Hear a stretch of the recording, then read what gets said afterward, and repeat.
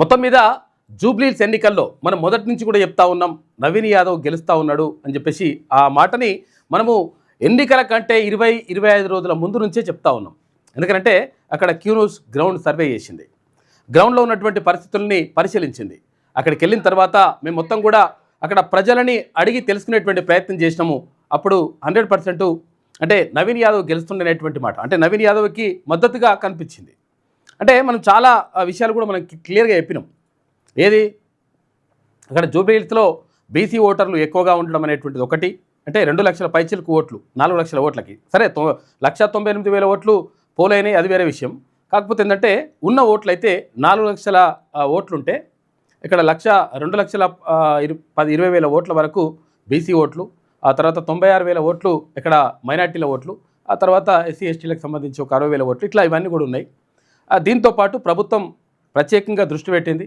అక్కడ 200 కోట్ల రూపాయలతోటి అభివృద్ధి కార్యక్రమాలు చేసింది. తర్వాత మేము ఇక్కడ గెలిస్తే అధికార పార్టీలో ఉన్నటువంటి అభ్యర్థి గెలిస్తే బాగుంటుంది, అప్పుడు అభివృద్ధి జరుగుతుంది అనేటువంటి మాటను భరోసాను ముఖ్యమంత్రి ఇవ్వడం జరిగింది. ఇట్లా రకరకాల పరిణామాల నేపథ్యంలో ఇక్కడ బీసీ సంఘాలన్నీ కూడా నవీన్ యాదవ్కు పూర్తి మద్దతు తెలియజేసినాయి. కారణం ఏంటంటే ఏ పార్టీ కూడా ఇక్కడ భారతీయ జనతా పార్టీ కానీ అటు బీఆర్ఎస్ కానీ ఆ రెండు పార్టీలు కూడా ప్రధాన పార్టీలు బీసీలకు టికెట్లు ఇవ్వలేదు. భారతీయ జనతా పార్టీ రెడ్డి సామాజిక వర్గానికి చెందినటువంటి లంకెల దీపక్ రెడ్డికి టికెట్ ఇస్తే ఇక్కడ ఆటోమేటిక్గా బీఆర్ఎస్ పార్టీ స్థానిక సిట్టింగ్ ఎమ్మెల్యే సతీమైనటువంటి మాగంటి గోపీనాథ్ సతీమణి సునీతకు టికెట్ ఇచ్చింది. ఆమె కమ్మ సామాజిక వర్గం. అయితే మొత్తం మీద ఏకైక అది బీసీ క్యాండిడేట్ ఎవరున్నారు అంటే ఇక్కడ నవీన్ యాదవ్. సరే ఇక్కడ ఇండిపెండెంట్లు సరే మనం ఎవరైనా ఉంటే ఉండొచ్చు, కానీ కాకపోతే అంటే ప్రధాన పార్టీలకు సంబంధించి ఇది ఇలా కనిపించింది.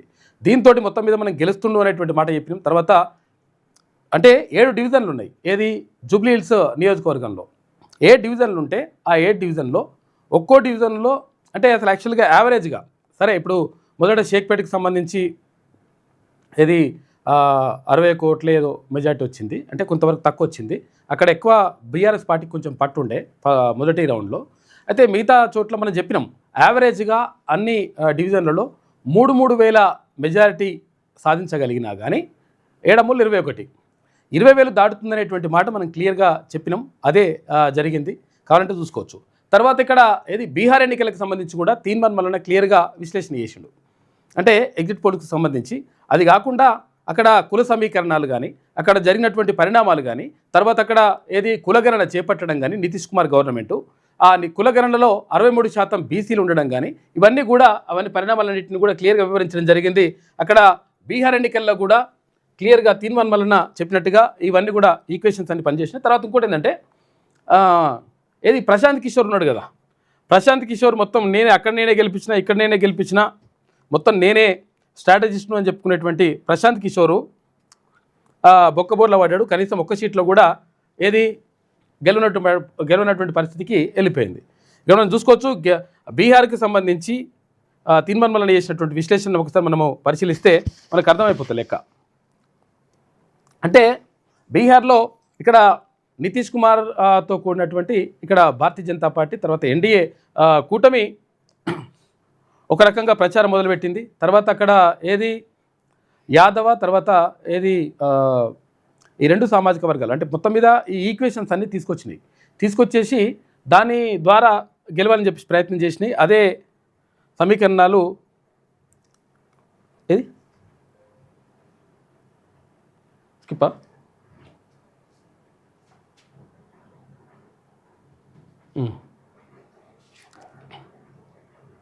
ఏమో ఎటవే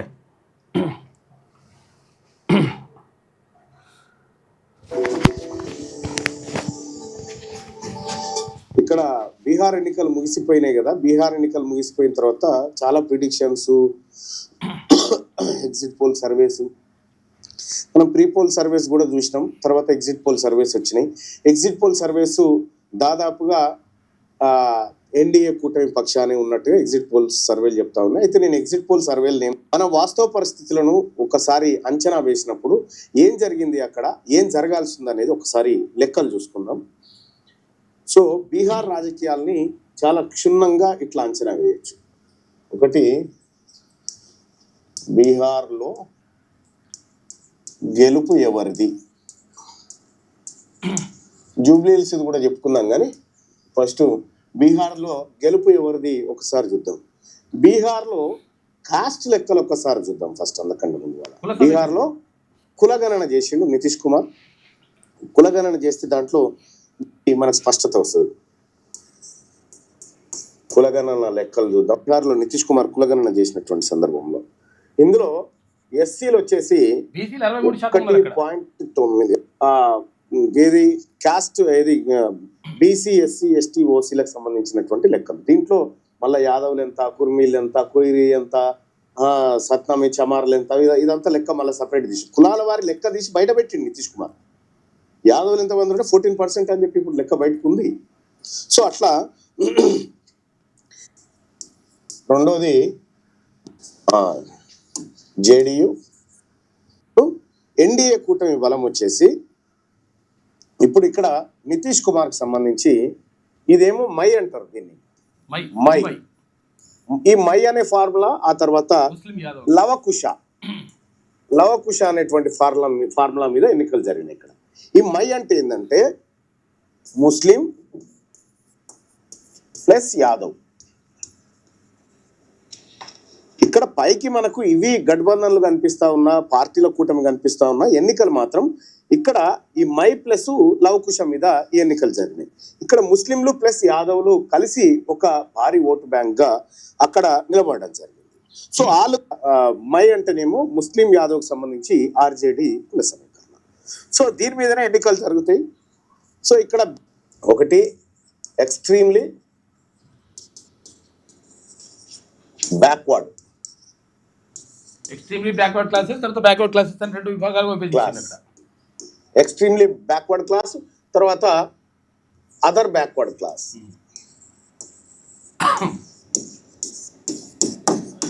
వీళ్ళకి సపరేట్ రిజర్వేషన్ తీసుకొచ్చింది బీసీలలో. దాంతో ఏమైంది, 36% వైపు ఉన్నటువంటి వాళ్ళు ఎవరైతే ఉన్నారో వాళ్ళు నితీష్ కుమార్ వైపు వచ్చారు. ఈ 36% ఇక్కడ యాడ్ అయింది. యాడ్ అయిన తర్వాత ఇక్కడ ఎస్సీలు ఎంతమంది ఉన్నారు? 19 మంది ఉన్నారు. ఎస్సీలు 19% ఉంటే ఈ 19% ఉన్నటువంటి ఎస్సీలను మరి ఇటువైపు పోయారు అంటే పోలే. ఏం జరిగింది అంటే ఇందులో పూర్తిగా 36 ఇటు వచ్చిరని చెప్పలేము, కొంత అటు కూడా పోవచ్చు, కానీ లెక్కలు మాత్రం చెప్తా ఉన్నారు. 19% మంది ముస్లింలు ఏది దళితులు ఉంటే నితీష్ కుమార్ ఏం చేసిందంటే దళితులని వీళ్ళని 2 కేటగిరీలుగా చీల్చింది. దళితులు ప్లస్ మహాదళితులు. అదనంగా వీటికి అదనంగా ఏంటంటే బ్రాహ్మణ. సో ఈ 15% ఓటు బ్యాంకు ప్లస్ ఇవన్నీ యాడ్ అయింది. దీంట్లో కొంత మేర పోయినా కూడా సో ఇక్కడ కాంగ్రెస్ సాంప్రదాయక ఓటు బ్యాంకు దీంట్లోకి కొంత ఒక 6-7% కలుస్తుంది. సో అట్లా వాళ్ళొక 40 వరకు రావచ్చు. వీళ్ళు ఇక్కడ కంప్లీట్ గా బీజేపీ వైపు ఈ 15% ఉన్నారు కదా. అయితే ఈసారి ఏం జరిగిందంటే సో ఈ సాంప్రదాయ ఓటు బ్యాంక్ ఏదైతే బీజేపీ ఉందో దీన్ని జనసురాజ్ పార్టీకి సంబంధించినటువంటి ప్రశాంత్ కిషోర్ కొంత డ్యామేజ్ చేసే ప్రయత్నం చేసిండు. సో ప్రశాంత్ కిషోర్ ఇప్పుడు అనేటువంటి సెక్షన్ తీసుకురావడం రిజర్వేషన్ కూటమి నితీష్ కుమార్ కూటమి కొంత ఎడ్జ్ లో ఉన్నట్టుగా స్పష్టంగా అర్థమవుతుంది. సమీకరణ లెక్కలైతే గివే. అయితే అక్కడ ఆర్జేడీ కానీ కాంగ్రెస్ కానీ కొత్తగా దీంట్లోంచి ఏది ఓటు బ్యాంకును డిస్టర్బ్ చేయలేకపోయింది ఇక్కడ దగ్గర నుంచి. ఇదిగా ఈ కారణం చేత ఇవన్నీ కూడా కారణాల చేత మొత్తం మీద ఏది అక్కడ బీహార్ ఎలక్షన్లో మొత్తం మీద ఏది గెలుపు ఎవరిది అంటే మొత్తం మీద ఎన్డీఏ కూటమి అక్కడ విజయం సాధిస్తుందనేటువంటి మాటను క్లియర్గా తీర్మాన్ మల్లన్న విశ్లేషణలో చెప్పేసిండు. తర్వాత ఏది ఇక్కడ మనము చాలాసార్లు కూడా మనం చెప్పుకున్నాం ఇక్కడ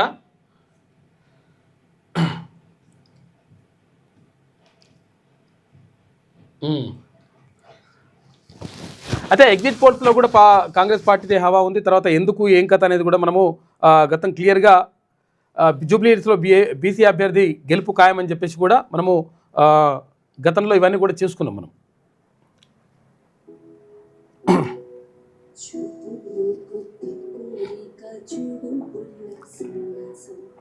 అంటే ఇక్కడ జూబ్లీ హిల్స్లో కానీ అసలు యాక్చువల్గా చాలామంది కొంతమంది ఏం చేశారు తెలుసా, కావాలని చెప్పేసి ఇక్కడ ఏది బీఆర్ఎస్ఏ గెలుస్తుందనేటువంటి ప్రచారం కూడా చేసిండు కొన్ని. అందుకని కేటీ రామారావు కృతజ్ఞతలు కూడా చెప్పిండు అట్లా ఫేక్ ప్రచారం చేసిన వాళ్ళకు.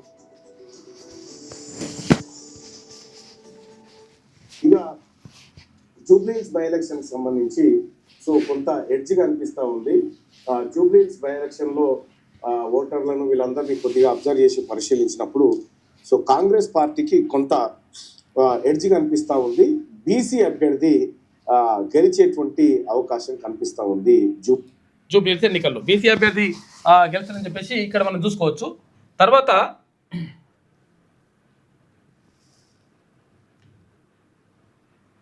ఇది కూడా మనం చూస్తే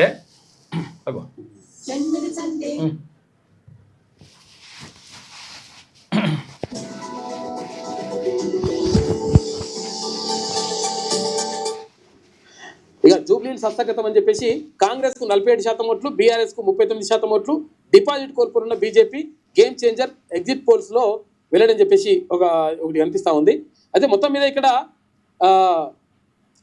క్లియర్ ఎట్లున్నదంటే జూబ్లీహిల్స్ పోలింగ్ అనంతరం పలు సర్వే సంస్థలు ఎగ్జిట్ పోల్స్ విడుదల చేసినాయి. అయితే పొలిటికల్ మేనేజ్మెంట్ సంస్థ గేమ్ చేంజర్ మీడియా బాస్ నిర్వహించిన ఎగ్జిట్ పోల్స్ లో కాంగ్రెస్ పార్టీకే విజయకేతనం ఖాయమని ప్రకటించింది. అయితే కాంగ్రెస్ పార్టీకి 47%, తర్వాత బీఆర్ఎస్ కు 39% కనిపిస్తుంది ఉన్నది 100%. ఇవన్నీ రిపోర్ట్లు ఉన్నాయి జూబ్లీహిల్స్ ఎగ్జిట్ పోల్స్ కి సంబంధించి.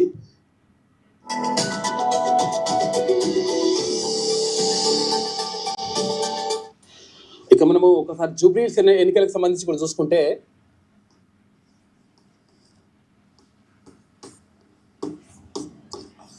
ఎస్టీలకు సంబంధించి కూడా కాంగ్రెస్ పార్టీ టికెట్ ఇచ్చింది. తర్వాత నవీన్ యాదవ్ కు ఇక్కడ బీసీ నినాదంతో పాటు మనకు కలిసి వచ్చేటువంటి ఇంకొక అంశం ఏంటి అంటే బీసీల ఓట్లు ఎక్కువగా ఉండడం ఒకటైతే, తర్వాత నవీన్ యాదవ్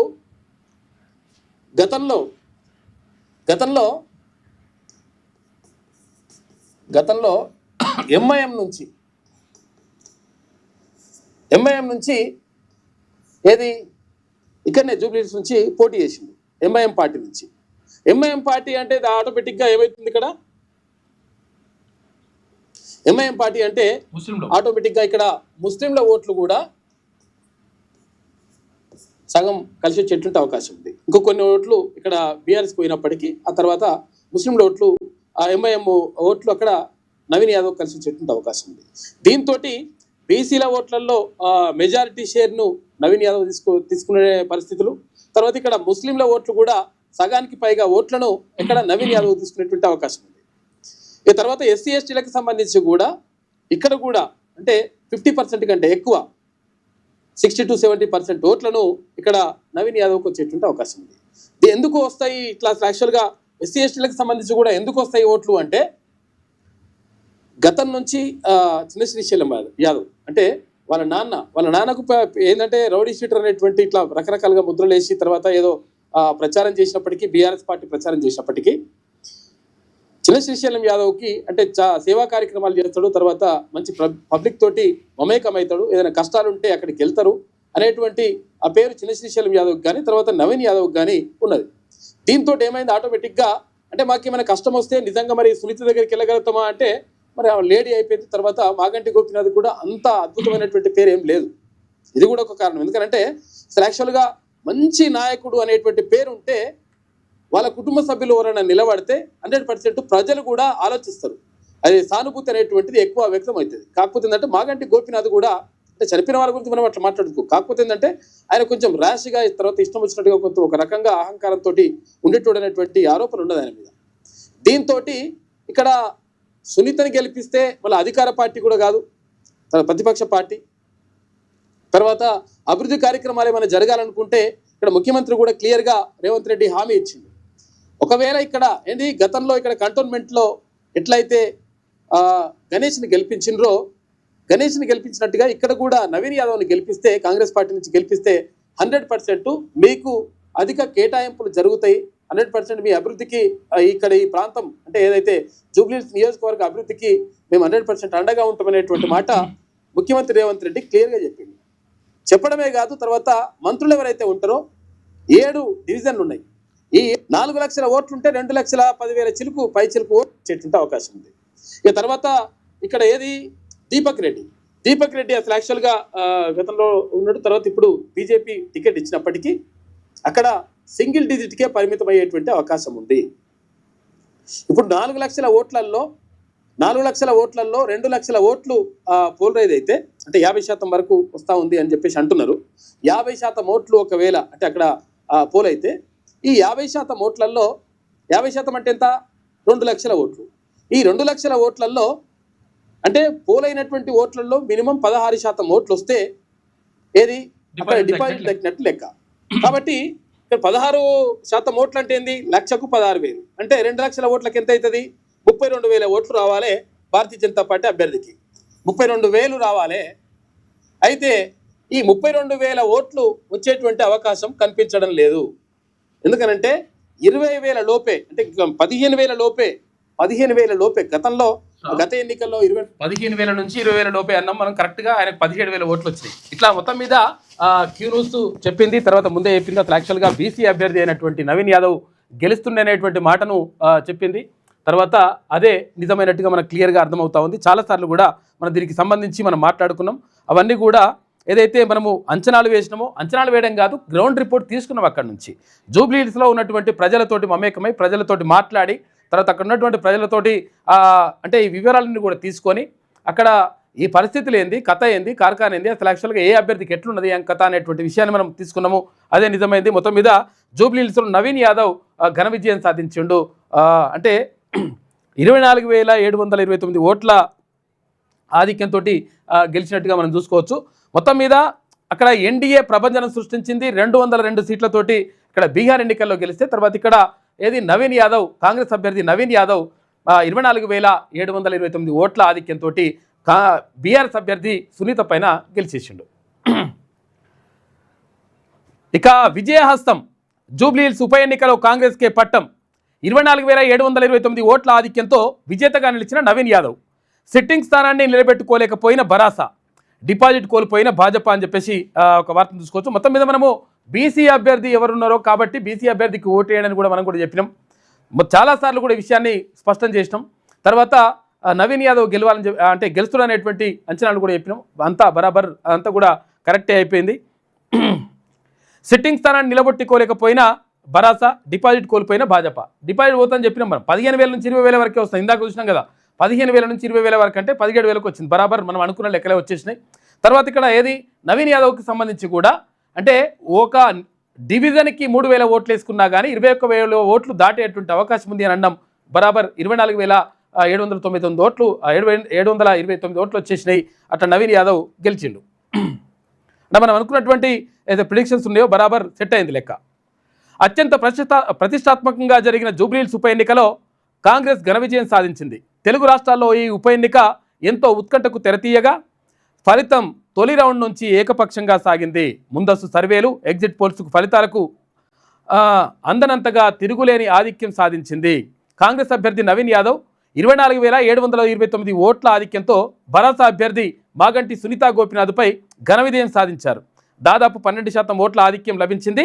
ద్వితీయ స్థానంలో భరాసా నిలవగా భారతీయ జనతా పార్టీకి డిపాజిట్ గల్లంతైంది. శుక్రవారం యూసుఫ్గూడలోని కోట్ల విజయభాస్కర్ రెడ్డి ఇండోర్ స్టేడియంలో ఓట్ల లెక్కింపు జరిగింది. మొత్తం మీద ఇట్లున్నది పరిస్థితి. మొత్తం ఓట్లు జూబ్లీ హిల్స్లో ఎన్ని ఉన్నాయో ఓట్లు అంటే 4,01,365 ఓట్లున్నాయి.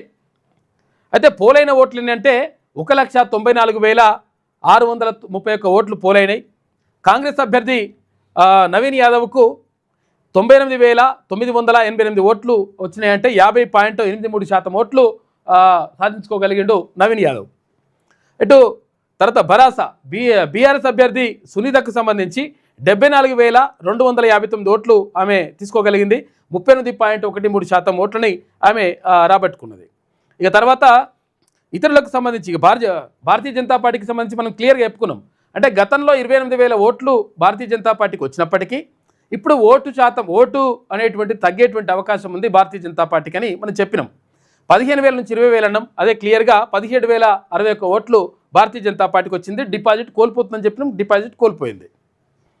ఇక ఇతరులకు సంబంధించి 4,419 ఓట్లు వచ్చినాయి. 2.28% ఓట్లు వీళ్ళు తీసుకున్నారు. తర్వాత పోస్టల్ ఓట్లు 101 ఓట్లు ఉంటే 5 ఓట్లు చెల్లని ఉన్నాయి. తర్వాత అందులో కూడా ఇక్కడ నవీన్ యాదవ్కు మెజార్టీ ఓట్లు వచ్చినాయి. నవీన్ యాదవ్ను సన్మానిస్తున్న రేవంత్ రెడ్డి, మహేష్ కుమార్ గౌడ్, చిత్రంలో పొంగులేటి శ్రీనివాసరెడ్డి, ఉత్తమ్ కుమార్ రెడ్డి, భట్టి విక్రమార్క, వాకిటి శ్రీహరి, తర్వాత కోమటిరెడ్డి వెంకటరెడ్డి, పొన్నం ప్రభాకర్ గౌడ్, ఇటు వివేక్ వెంకటస్వామి, అనిల్ కుమార్ యాదవ్ వీళ్ళందరూ కూడా నిన్న అభినందనలు తెలియజేసినారు నవీన్ యాదవ్కు. ఈ గెలుపు బాధ్యత పెంచింది. అభివృద్ధి సంక్షేమాన్ని చూసి ప్రజలు మమ్మల్ని ఆశీర్వదించారు. కేటీఆర్కు అహంకారం, హరీష్ రావుకు అసూయ పోలేదు. అభివృద్ధికి సహకరిస్తేనే కిషన్ రెడ్డి రాజకీయ పరిస్థితి మెరుగుపడుతుంది అని చెప్పేసి ముఖ్యమంత్రి రేవంత్ రెడ్డి నిన్న మాట్లాడాడు. ఈ గెలుపు మాకు ఇంకా బాధ్యత పెంచింది అని చెప్పిండు. జూబ్లీహిల్స్ ఉప ఎన్నికలో గెలుపు కాంగ్రెస్ పార్టీ బాధ్యతను మరింత పెంచిందని, రాష్ట్ర అభివృద్ధికి మరింత కృషి చేస్తామని సీఎం రేవంత్ రెడ్డి తెలిపారు. 2 ఏళ్లుగా ప్రజాప్రభుత్వం చేపడుతున్న అభివృద్ధి సంక్షేమ కార్యక్రమాలకు ఆశీర్వాదం లభించడంతో కాంగ్రెస్కు 51% ఓట్లు వచ్చాయన్నారు. అయితే డిసెంబర్ 8 నాటికి 2047 అంటే 2047 తెలంగాణ విజన్ డాక్యుమెంట్ సిద్ధం చేయనున్నట్లు ప్రకటించారు. రానున్న 2 ఏళ్లు రాష్ట్రాన్ని మరింత అభివృద్ధి చేసేందుకు కలిసి ముందుకు రావాలని ప్రతిపక్షాలకు పిలుపునిచ్చిండు ముఖ్యమంత్రి రేవంత్ రెడ్డి. అయితే ఇక్కడ విషయం ఏంటంటే యాక్చువల్గా అంటే ఒక రకంగా కాంగ్రెస్ పార్టీ కూడా జూబ్లీహిల్స్ గెలుపు అనేటువంటిది తెలంగాణ మొత్తం ప్రజలందరూ ఇచ్చినటువంటి తీర్పుగా ఒక రకంగా చెప్పుకుంటా ఉంది. అది కరెక్ట్ కాకపోవచ్చు. ఎందుకనంటే జూబ్లీహిల్స్ ప్రజలకు ఇచ్చినటువంటి హామీలు కానీ, అక్కడ చేసినటువంటి అభివృద్ధి పనులు కానీ, అంటే ఎన్నికల కంటే ముందు 200 కోట్ల రూపాయలతోటి అభివృద్ధి పనులు చేపట్టినరు అక్కడ. తర్వాత ఎన్నికలు ముగిసిన తర్వాత ఒకవేళ నవీన్ యాదవ్ గెలిస్తే అంటే ఇక్కడ ఇంకా కొన్ని వేల కోట్ల రూపాయలతోటి, అంటే ఇక్కడ ఏదైతే కంటోన్మెంట్ నియోజకవర్గంలో శ్రీ గణేష్ని గెలిపిస్తే ఎట్లయితే 4,000 కోట్ల రూపాయలతోటి అభివృద్ధి కార్యక్రమాలు చేపట్టామో సేమ్ అట్లనే ఇక్కడ జూబ్లీహిల్స్ ఎన్నికల్లో కూడా గెలిస్తే ఇక్కడ కూడా అభివృద్ధి కార్యక్రమాలు చేపడతామనేటువంటి మాటను ముఖ్యమంత్రి రేవంత్ రెడ్డి హామీ ఇచ్చిండు. ఇదే కాకుండా మంత్రులు మొత్తం కూడా అక్కడ వెళ్ళిపోయినరు. అంటే విషయం ఏంటంటే అసలు యాక్చువల్గా మళ్ళీ 15,000 రేషన్ కార్డులు పంపిణీ చేసిండ్రు. తర్వాత ఇంకా రకరకాల కార్యక్రమాలు అవన్నీ కూడా జరిగినాయి. అయితే ఇదే మొత్తం తరహా తెలంగాణ వ్యాప్తంగా ఉంటుంది. తర్వాత స్థానిక సంస్థల్లో కూడా ఎటువంటి ఫలితాలు ఉంటాయి అనుకోవడం మాత్రం కరెక్ట్ కాదు. ఎందుకంటే ఇక్కడ స్థానిక సంస్థల ఎన్నికల్లో ప్రధానంగా ప్రభావితం చేసేటువంటి అంశం ఏంటంటే 42% రిజర్వేషన్ బీసీలకు సంబంధించి స్థానిక సంస్థల్లో ఇవ్వడం. ఆ విషయం ఇప్పుడు ప్రధానంగా చర్చకు వచ్చేటువంటి అవకాశం ఉంది. కాబట్టి జూబ్లీహిల్స్ ఎన్నికల ఫలితాలే తెలంగాణ రాష్ట్ర వ్యాప్తంగా ఇప్పుడు స్థానిక సంస్థల ఎన్నికల్లో కూడా వస్తాయి అనుకోవడం మాత్రం అది పొరపాటు. ఎందుకంటే ఇప్పుడు ఈ విషయం చెప్తా ఉన్నాం కదా, మనం తర్వాత చూసుకోవచ్చు, మనం వాటిని ఒకసారి పరిశీలిస్తే కూడా మనకు అర్థమవుతుంది. కాబట్టి అయితే ఇక్కడ ఫ్రీ బస్సు తర్వాత ఇంకా కొన్ని మొత్తం పథకాలు ఇవన్నీ కూడా పనిచేసినటువంటి మాటను చెప్పిండ్రు. ఆ పూర్తి స్థాయిలో ఆ పథకాలన్నీ కూడా పనిచేయలేదు. కాకపోతే ఏంటంటే జూబ్లీహిల్స్ ప్రజలు అక్కడ ముఖ్యమంత్రి చెప్పినటువంటి మాటను నమ్మినరు, తర్వాత అభివృద్ధి చేస్తామనేటువంటి మాటను నమ్మినరు, తర్వాత ఇందిరమ్మ ఇల్లు ఇస్తామని చెప్పేసి నమ్మినరు, తర్వాత ఇక్కడ ఉన్నటువంటి పరిస్థితులు అన్నింటిని కూడా చూసినరు. తర్వాత ఇంకొకటి ఏంటంటే అక్కడ నవీన్ యాదవ్ కానీ ఆయన తండ్రి ఎవరు చిన్నశ్రీశైలం యాదవ్ పైన ఎవరు కేటీ రామారావు రౌడీ షీటర్ అని చెప్పేసి రకరకాలుగా ఇట్లా వ్యాఖ్యలు చేసినప్పటికీ ప్రజలతోటి మమేకమవుతారు వాళ్ళు, తర్వాత ప్రజలతోటి మంచిగా ఉంటారు. తర్వాత అక్కడ ఉన్నటువంటి ఎవరైతే బాధలు ఉంటాయి లేకపోతే ఏమైనా కష్టాలు వస్తే ఇట్లా చెప్పుకుంటే వినడానికి రెడీగా ఉంటారనేటువంటి ఒక భరోసా ఇస్తారు. ఈ నేపథ్యంలో అక్కడ అది నవీన్ యాదవ్కు మద్దతు కనిపించింది. తర్వాత జూబ్లీహిల్స్ నియోజకవర్గంలో అంటే యూసుఫ్గూడలో నవీన్ యాదవ్ నివాసం ఉంటుంది. అక్కడ చుట్టుపక్కల ఉన్నటువంటి ప్రజలందరూ కూడా అక్కడ నవీన్ యాదవ్తో కానీ తర్వాత వాళ్ళ తండ్రితో కానీ మంచిగా అనుబంధం ఉన్నది. దీంతో ఈ రకమైనటువంటి చాలా ఈక్వేషన్స్ అక్కడ పనిచేసినాయి కాబట్టి అక్కడ గెలిచింది. ఇదే ఫలితం ఇక్కడ ఉంటుందని చెప్పేసి అనుకోవడానికి వీల్లేదు. తర్వాత కేటీ రామారావు ఏం చెప్పిండు గతంలో, ఇది రెఫరెండంగా తీసుకుంటారా కాంగ్రెస్ పార్టీ అని అన్నాడు. మరి రెఫరెండంగా ఇప్పుడు తీసుకుంటే ఒకవేళ మరి కేటీ రామారావు చెప్పినటువంటిది మొత్తం కూడా ఉల్టా అయిపోతుంది లెక్క. ఎందుకంటే కారు మొత్తం బేజారైపోయింది, కారు మొత్తం స్టీరింగ్ కాదు. ఇందాక విజువల్స్ కూడా చూపిస్తాను నేను. ఫలితంపై ఆత్మవిమర్శ చేసుకుంటాం. ఆర్ఎస్ బ్రదర్స్ అంటే రేవంత్ రెడ్డి తర్వాత బండి సంజయ్ అంట. ఈ మాటలు చెప్తుండే నేను. అసలు యాక్చువల్గా కాంగ్రెస్ పార్టీ లేకపోతే భారతీయ జనతా పార్టీ కలుస్తాయి అవి. సమీకరణం ఫలించినట్లుగా ఉంది అని చెప్పేసి కేటీ రామారావు అంటున్నాడు. బాధతోడు సరే ఆయన అంటున్నాడు కానీ ఇక మజ్లీస్ అండతోనే కాంగ్రెస్ గెలిచింది. మరి మజ్లీస్ అండతో కాంగ్రెస్ గెలుస్తా అని తెలిసినప్పుడు మెజారిటీ ఓట్లు అక్కడ హిందువుల ఓట్లే ఉన్నాయి. వాటిని భారతీయ జనతా పార్టీ ఎందుకు మరి క్యాచ్ చేసుకోలేకపోయింది? మరి నాయకత్వ లోపమే కదా ఇది. నిజంగా ఒకవేళ అట్లా అనుకుంటే మెజారిటీ ఓట్లు అయితే లేవు కదా. 4 లక్షల ఓట్లుంటే 3 లక్షల ఓట్లు మరి హిందువులే ఉన్నాయి కదా. మరి హిందువులు ఉన్నప్పుడు ఇక్కడ మరి గెలవాలి కదా. అంటే ఇప్పుడు ఓన్లీ మజ్లీసు తర్వాత ఇంతే తప్ప తర్వాత హైదరాబాద్ నుంచి గదిలేదు లేదు. ఇప్పుడున్నటువంటి భారతీయ జనతా పార్టీ రాష్ట్ర నేతలు హైదరాబాద్ నుంచి గదలరు వీళ్ళు. పోతే ఏంది ఇక ఊర్లలో పోయేది లేదు, తర్వాత పబ్లిక్లో మాట్లాడేది లేదు, గ్రౌండ్లో లెవెల్లో ఉన్నటువంటి పరిస్థితులు తెలుసుకునేది లేదు, ఇదంతా ఏం లేదు. మంచిగా ఏదైనా కూర్చోవాలి, ప్రెస్ మీట్ పెట్టాలి, సపరేట్ కూర్చోవాలి. ఇట్లా కూర్చుంటే పార్టీ ఏం నడవదు. ఇది ఇప్పుడు బండి సంజయ్ ఉన్నప్పుడు అంటే భారతీయ జనతా పార్టీ ఒక ఊపు మీదకి వచ్చింది. తర్వాత ప్రజల్లో కూడా బాగా చొచ్చుకొని పోయింది. తర్వాత ఇక్కడ ఏది యువతలో ఎక్కువగా భారతీయ జనతా పార్టీ పట్ల ఆకర్షితం అయ్యేటువంటి అవకాశం ఏర్పడింది. తర్వాత చాలా గ్రామాల్లో కూడా ఇవన్నీ కూడా ఏది యువజన సంఘాలు తర్వాత ఇవన్నీ కూడా భారతీయ జనతా పార్టీ వైపు మొగ్గు చూపినాయి.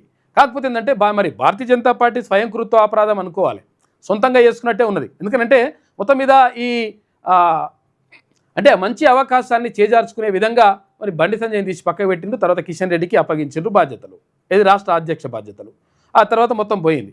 ఆ తర్వాత ఇప్పుడు మళ్ళీ రామచంద్రరావుని తీసుకొచ్చారు. సరే రామచంద్రరావు మంచి తెలివి కలోడు ఆయన, తర్వాత సౌమ్యుడు, తర్వాత మంచివాడే అయినప్పటికీ ఇవన్నీ పనిచేయి. పబ్లిక్లో కావాల్సింది ఏంటి అంటే పబ్లిక్లకు చొచ్చుకొని పోవాలి, ఊర్లలోకి గ్రామాల్లోకి పోవాలి. అటువంటి చేయనప్పుడు ఆటోమేటిక్గా పార్టీ కష్టమవుతుంది లెక్క. జూబ్లీహిల్స్ ఉప ఎన్నిక ఫలితంపై కేంద్ర మంత్రి కిషన్ రెడ్డి మాట్లాడిండు. మజ్లీస్ అండతోటే గెలిచిండు, అయితే గెలవచ్చు. కాకపోతే ఏంటంటే ఇప్పుడు ఏమంటున్నా మజ్లీస్ ఓట్లే ఎక్కువ లేవు కదా, పాత బస్తీ కాదు కదా ఇక్కడ జూబ్లీహిల్స్ అంటే. జూబ్లీహిల్స్లో 4 లక్షల ఓట్లు ఉంటే 3 లక్షల ఓట్లు హిందువులే ఉన్నాయి. మరి ఉన్నప్పుడు గెలవాలి కదా. అట్లా ఏదన్నా ఓటు ఇట్లా వేసేసుకుంటారు తప్ప వాళ్ళ మీద వేసుకోరు. కాకపోతే అంటే ఇంకోటి ఏంటంటే భారతీయ జనతా పార్టీ నిన్న భారతీయ జనతా పార్టీ ఆఫీసులో మంచి సంబరాలు చేశారు. సంబరాలు ఎందుకు చేసి అందరూ పరిచయం అయ్యారు. అరే మొత్తం డిపాజిట్ కూడా రాకుండా సంబరాలు ఎందుకు చేసినంటే విషయం ఏంటంటే ఇగో ఇది కథ. ఎందుకనంటే ఇక్కడ ఏది బీహార్ ఎన్నికల్లో ఎన్డీఏ కూటమి ఘన విజయం సాధించింది. ఎగ్జిట్ పోల్స్ కూడా అంతనంతగా ఎత్తులో మొత్తం మీద ఘన విజయాన్ని సాధించింది. 202 సీట్లను కైవసం చేసుకుంది.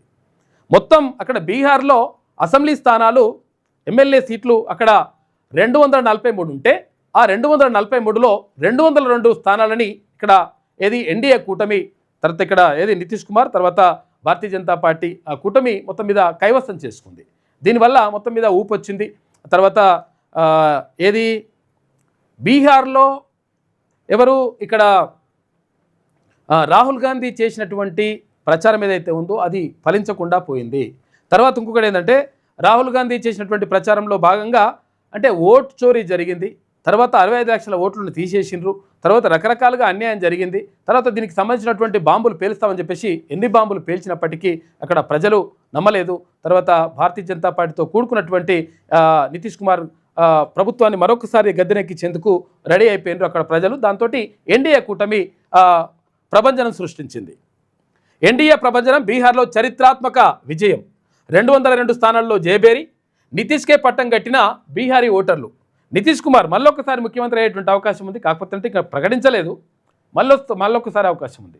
నితీష్ కుమార్ అంటే ఆయన అంటే పరిస్థితి ఏంటి అంటే ఎంత వ్యూహాత్మకంగా ఉంటారంటే ఇక్కడ ఇప్పుడు ఎన్డీఏ కూటమితో ఉన్నప్పుడు కూడా ఆయన్నే ముఖ్యమంత్రి అభ్యర్థిగా ఉంటాడు. తర్వాత అక్కడ ఆర్జేడీ తోటి జటగత్తినప్పుడు కూడా ఈయననే ముఖ్యమంత్రిగా ఉంటాడు. అంటే ఏదో రకంగా మొత్తం మీద ముఖ్యమంత్రి పీఠాన్ని అధిరోహించడం మాత్రం మంచి ఒక వ్యూహాత్మకంగా వెళ్తాడు నితీష్ కుమార్ అని మనం క్లియర్గా చెప్పుకోవచ్చు. ఇక తుడిచిపెట్టుకుపోయిన మహాగఠబంధన్ అంటే మహాకూటమి ఏది కాంగ్రెస్ పార్టీ తర్వాత ఆర్జేడీతో కూడినటువంటి కూటమి. ఇక తర్వాత ఇంకొకటి ఏంటంటే ఇక్కడ ఏది ఈయనగా ప్రశాంత్ కిషోర్ ఈ పీకే నేను ఎంత మొత్తం నేనే పీకే అని చెప్పేసి ఇక్కడ ఏది అన్ని రాష్ట్రాల్లో నేనే గెలిపించినా అట్లా ఇట్లా అని చెప్పుకుంటాడు. ఆయన చెప్పుకొని మరి అట్లా చేసినటువంటి పీకే ఆయన నిలబడలేదు. ఏది ఆయన ఎన్నికల్లో పోటీ చేయలేదు. తర్వాత మా పార్టీ పోటీ చేస్తుంది, మా పార్టీ అభ్యర్థులందరినీ గెలిపించుకోవాలంటే నేను సపరేట్ కూర్చోవాలి, అంత మొత్తం కూర్చోవడం కాదు అందరినీ గెలిపించుకోవాలి, అందుకని నేను పోటీ చేయట్లేదు అనేటువంటి మాటను చెప్పిండు పీకే. మరి ప్రశాంత్ కిషోర్ గెలిచిండా అంటే ప్రశాంత్ కిషోర్ పోటీ చేయలేదు. తర్వాత ఆయన పార్టీ నుంచి ఒక్క ఎమ్మెల్యే కూడా ఇప్పుడు బీహార్ ఎన్నికల్లో గెలవలేదు. ఇంకో విషయం ఏంటంటే ఎంఐఎం అభ్యర్థులు 5 ఎంఐఎం పార్టీకి చెందిన వాళ్ళు ఆడ ఎమ్మెల్యేలుగా గెలిచిండ్రు ఇక్కడ బీహార్ ఎన్నికల్లో. ఇక 6 సీట్లేమో ఇక్కడ కాంగ్రెస్ పార్టీకి. తర్వాత ఇట్లా ఇవన్నీ కూడా వచ్చేసినాయి. మొత్తం మీద భారతీయ జనతా పార్టీతో కూడినటువంటి ఎన్డీఏ కూటమి నితీష్ కుమార్తో కూడినటువంటి కూటమి ఘన విజయం సాధించి మొత్తం మీద గెలుపు బావుట ఎగిరేసింది. బీహార్ అసెంబ్లీ ఎన్నికల్లో ఎన్డీఏ ప్రభంజనం సృష్టించింది. నితీష్ మోడీల జోడీ సూపర్ హిట్ కొట్టింది.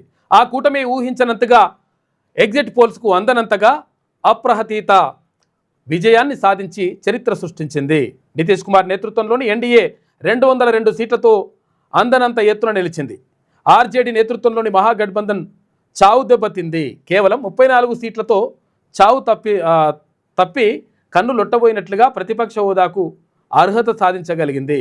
ఇక సంచలనం సృష్టిస్తానని మొత్తం 243 సీట్లలో పోటీ చేసిన ప్రశాంత్ కిషోర్ పార్టీ జన్ సురాజ్ అసలు ఖాతానే తెరవలేదు. గతంలో మాదిరిగానే ఎంఐఎం మళ్ళీ 5 చోట్ల గెలిచి పట్టు నిలబెట్టుకున్నది. ఇక సమన్వయం, అభివృద్ధి హామీలు, మహిళలకు నగదు బదిలీ వంటి వాటితో ఎన్డీఏ అద్భుత ఫలితాలను సాధించగా అంతర్గత కలహాలు, సీట్ల సర్దుబాటులో అయోమయం, నేతల మధ్య సమన్వయ లోపం వల్ల విపక్ష కూటమి చెతికిలబడ్డది. ఇక లోక్సభ ఎన్నికల్లో కొంత వెనుకంజ తర్వాత మొత్తం మీద మళ్ళీ ముందుకొచ్చేసింది. ఎన్డీఏ కూటమి ఘన విజయం సాధించింది. ఇక man of the match Nitish అంట. ఆర్జేడీకి రెండో ఘోర పరాభవం అని చెప్పేసి ఒక వార్త కనిపిస్తూ ఉంది. స్వరాష్ట్రంలో పనిచేయని ప్రశాంత్ కిషోర్ నినాదం, ఖాతా తెరవని సురాజ్ పార్టీ. నేను అది చేసిన వాళ్ళని గెలిపించిన వీళ్ళని గెలిపించిన అని చెప్తాడు ఆయన. కానీ ఆయన్నే గెలిపించుకోలేకపోయాడు సొంత రాష్ట్రంలో. మొత్తం అసెంబ్లీ స్థానాలు ఎక్కడ? బీహార్లో 243 ఉన్నాయి. ఇలా ఎన్డీఏకి 202 స్థానాలు గెలుచుకున్నది. మహాగఠబంధన్ 34 స్థానాల్లో, తర్వాత ఎంఐఎం 5 స్థానాల్లో, తర్వాత ఇతరులు ఇండిపెండెంట్ అభ్యర్థులు, తర్వాత ఇతర చిన్న పార్టీలకు సంబంధించి ఇద్దరు ఎమ్మెల్యేలుగా ఎన్నికైనారు అక్కడ. ఇక ఢిల్లీలో భాజపా ప్రధాన కార్యాలయం వద్ద విజయ ఆనందంతో కండువా తిప్పుతున్న ప్రధాని మోడీ అని చెప్పేసి మనం అక్కడ చిత్రాన్ని చూసుకోవచ్చు. నిన్న సంబరాలు చేసుకున్నారు. ఒక కారు పనేమో బేజారైపోయింది.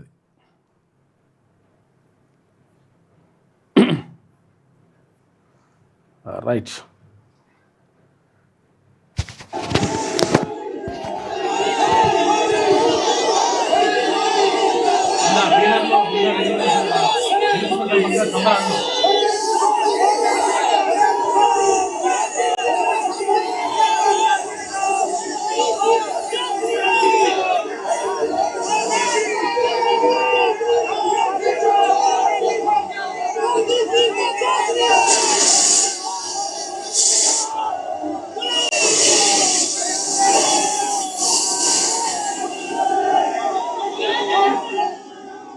అయితే ఇక్కడ ఇప్పుడు విషయం ఏంటంటే అక్కడ నేనే ముఖ్యమంత్రిని అయితా, 3 తారీఖు నాడు ప్రమాణ స్వీకారం ఉంటుంది, నేనే ముఖ్యమంత్రి అవుతా అని చెప్పినటువంటి ఎవరు మన తేజస్వి యాదవ్ ఉన్నాడు కదా.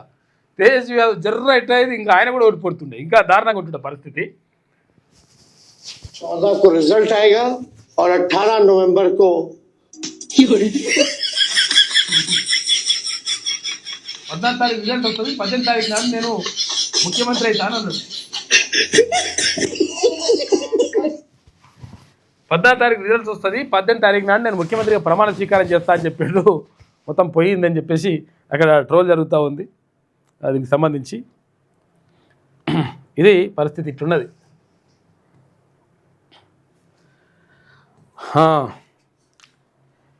ఇక తితిదే పరకామణి కేసు ఫిర్యాదుదారుడు సతీష్ కుమార్ అనుమానాస్పద మృతి. తాడిపత్రి సమీపంలో రైలు పట్టాల పక్కన మృతదేహం. తల వెనుక భాగంలో పదునైన ఆయుధంతో కొట్టిరట, గాయాలున్నాయి. ఆయనది హత్యేనని పోలీసులు ప్రాథమిక అంచనాకు వచ్చిండ్రు. మృతుడు రైల్వేలో సీఐగా పనిచేస్తున్నాడు.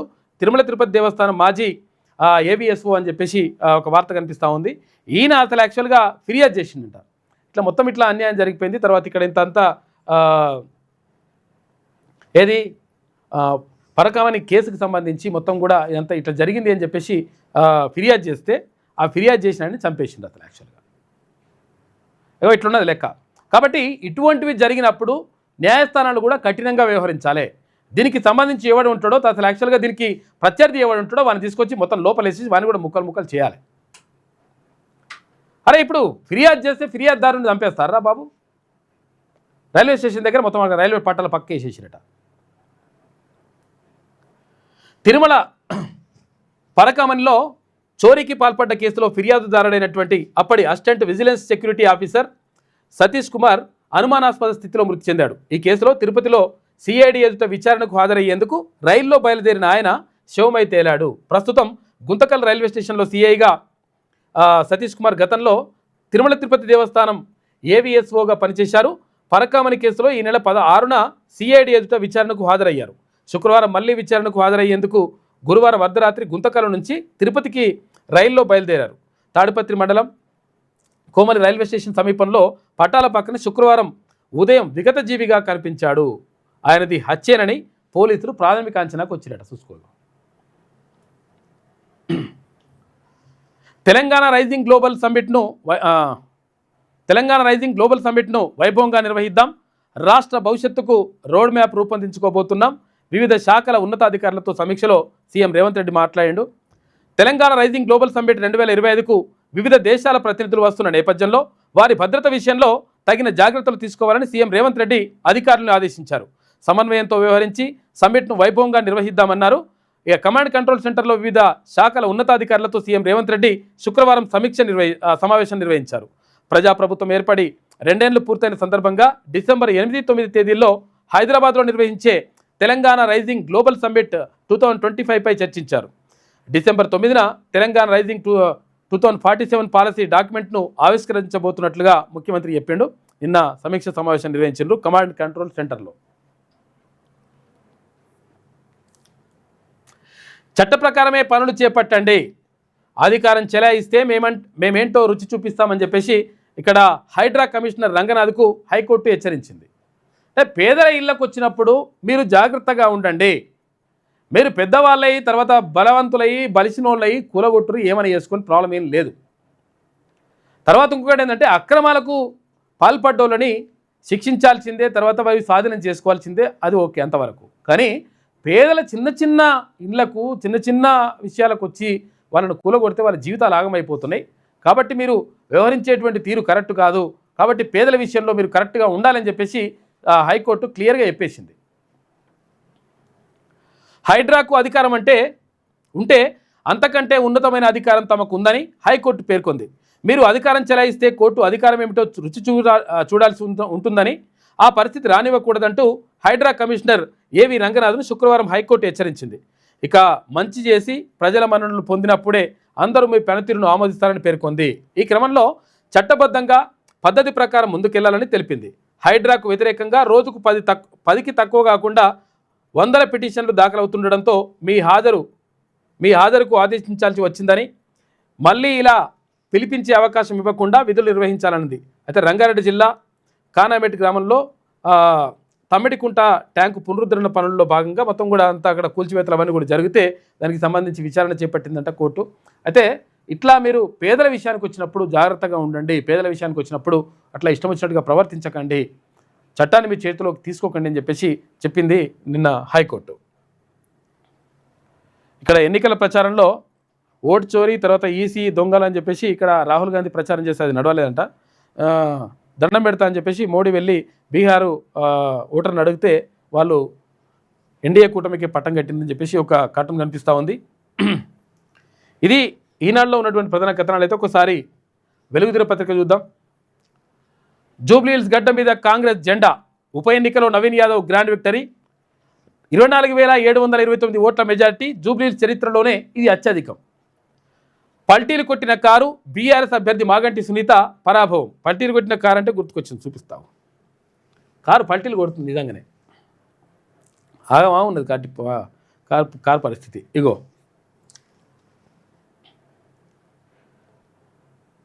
కేటీఆర్ అని చెప్పేసి తిప్పినట్టు ఆ కారుని తీసుకుపోయి షెడ్డ పడేస్తున్నది నిజంగానే. అగో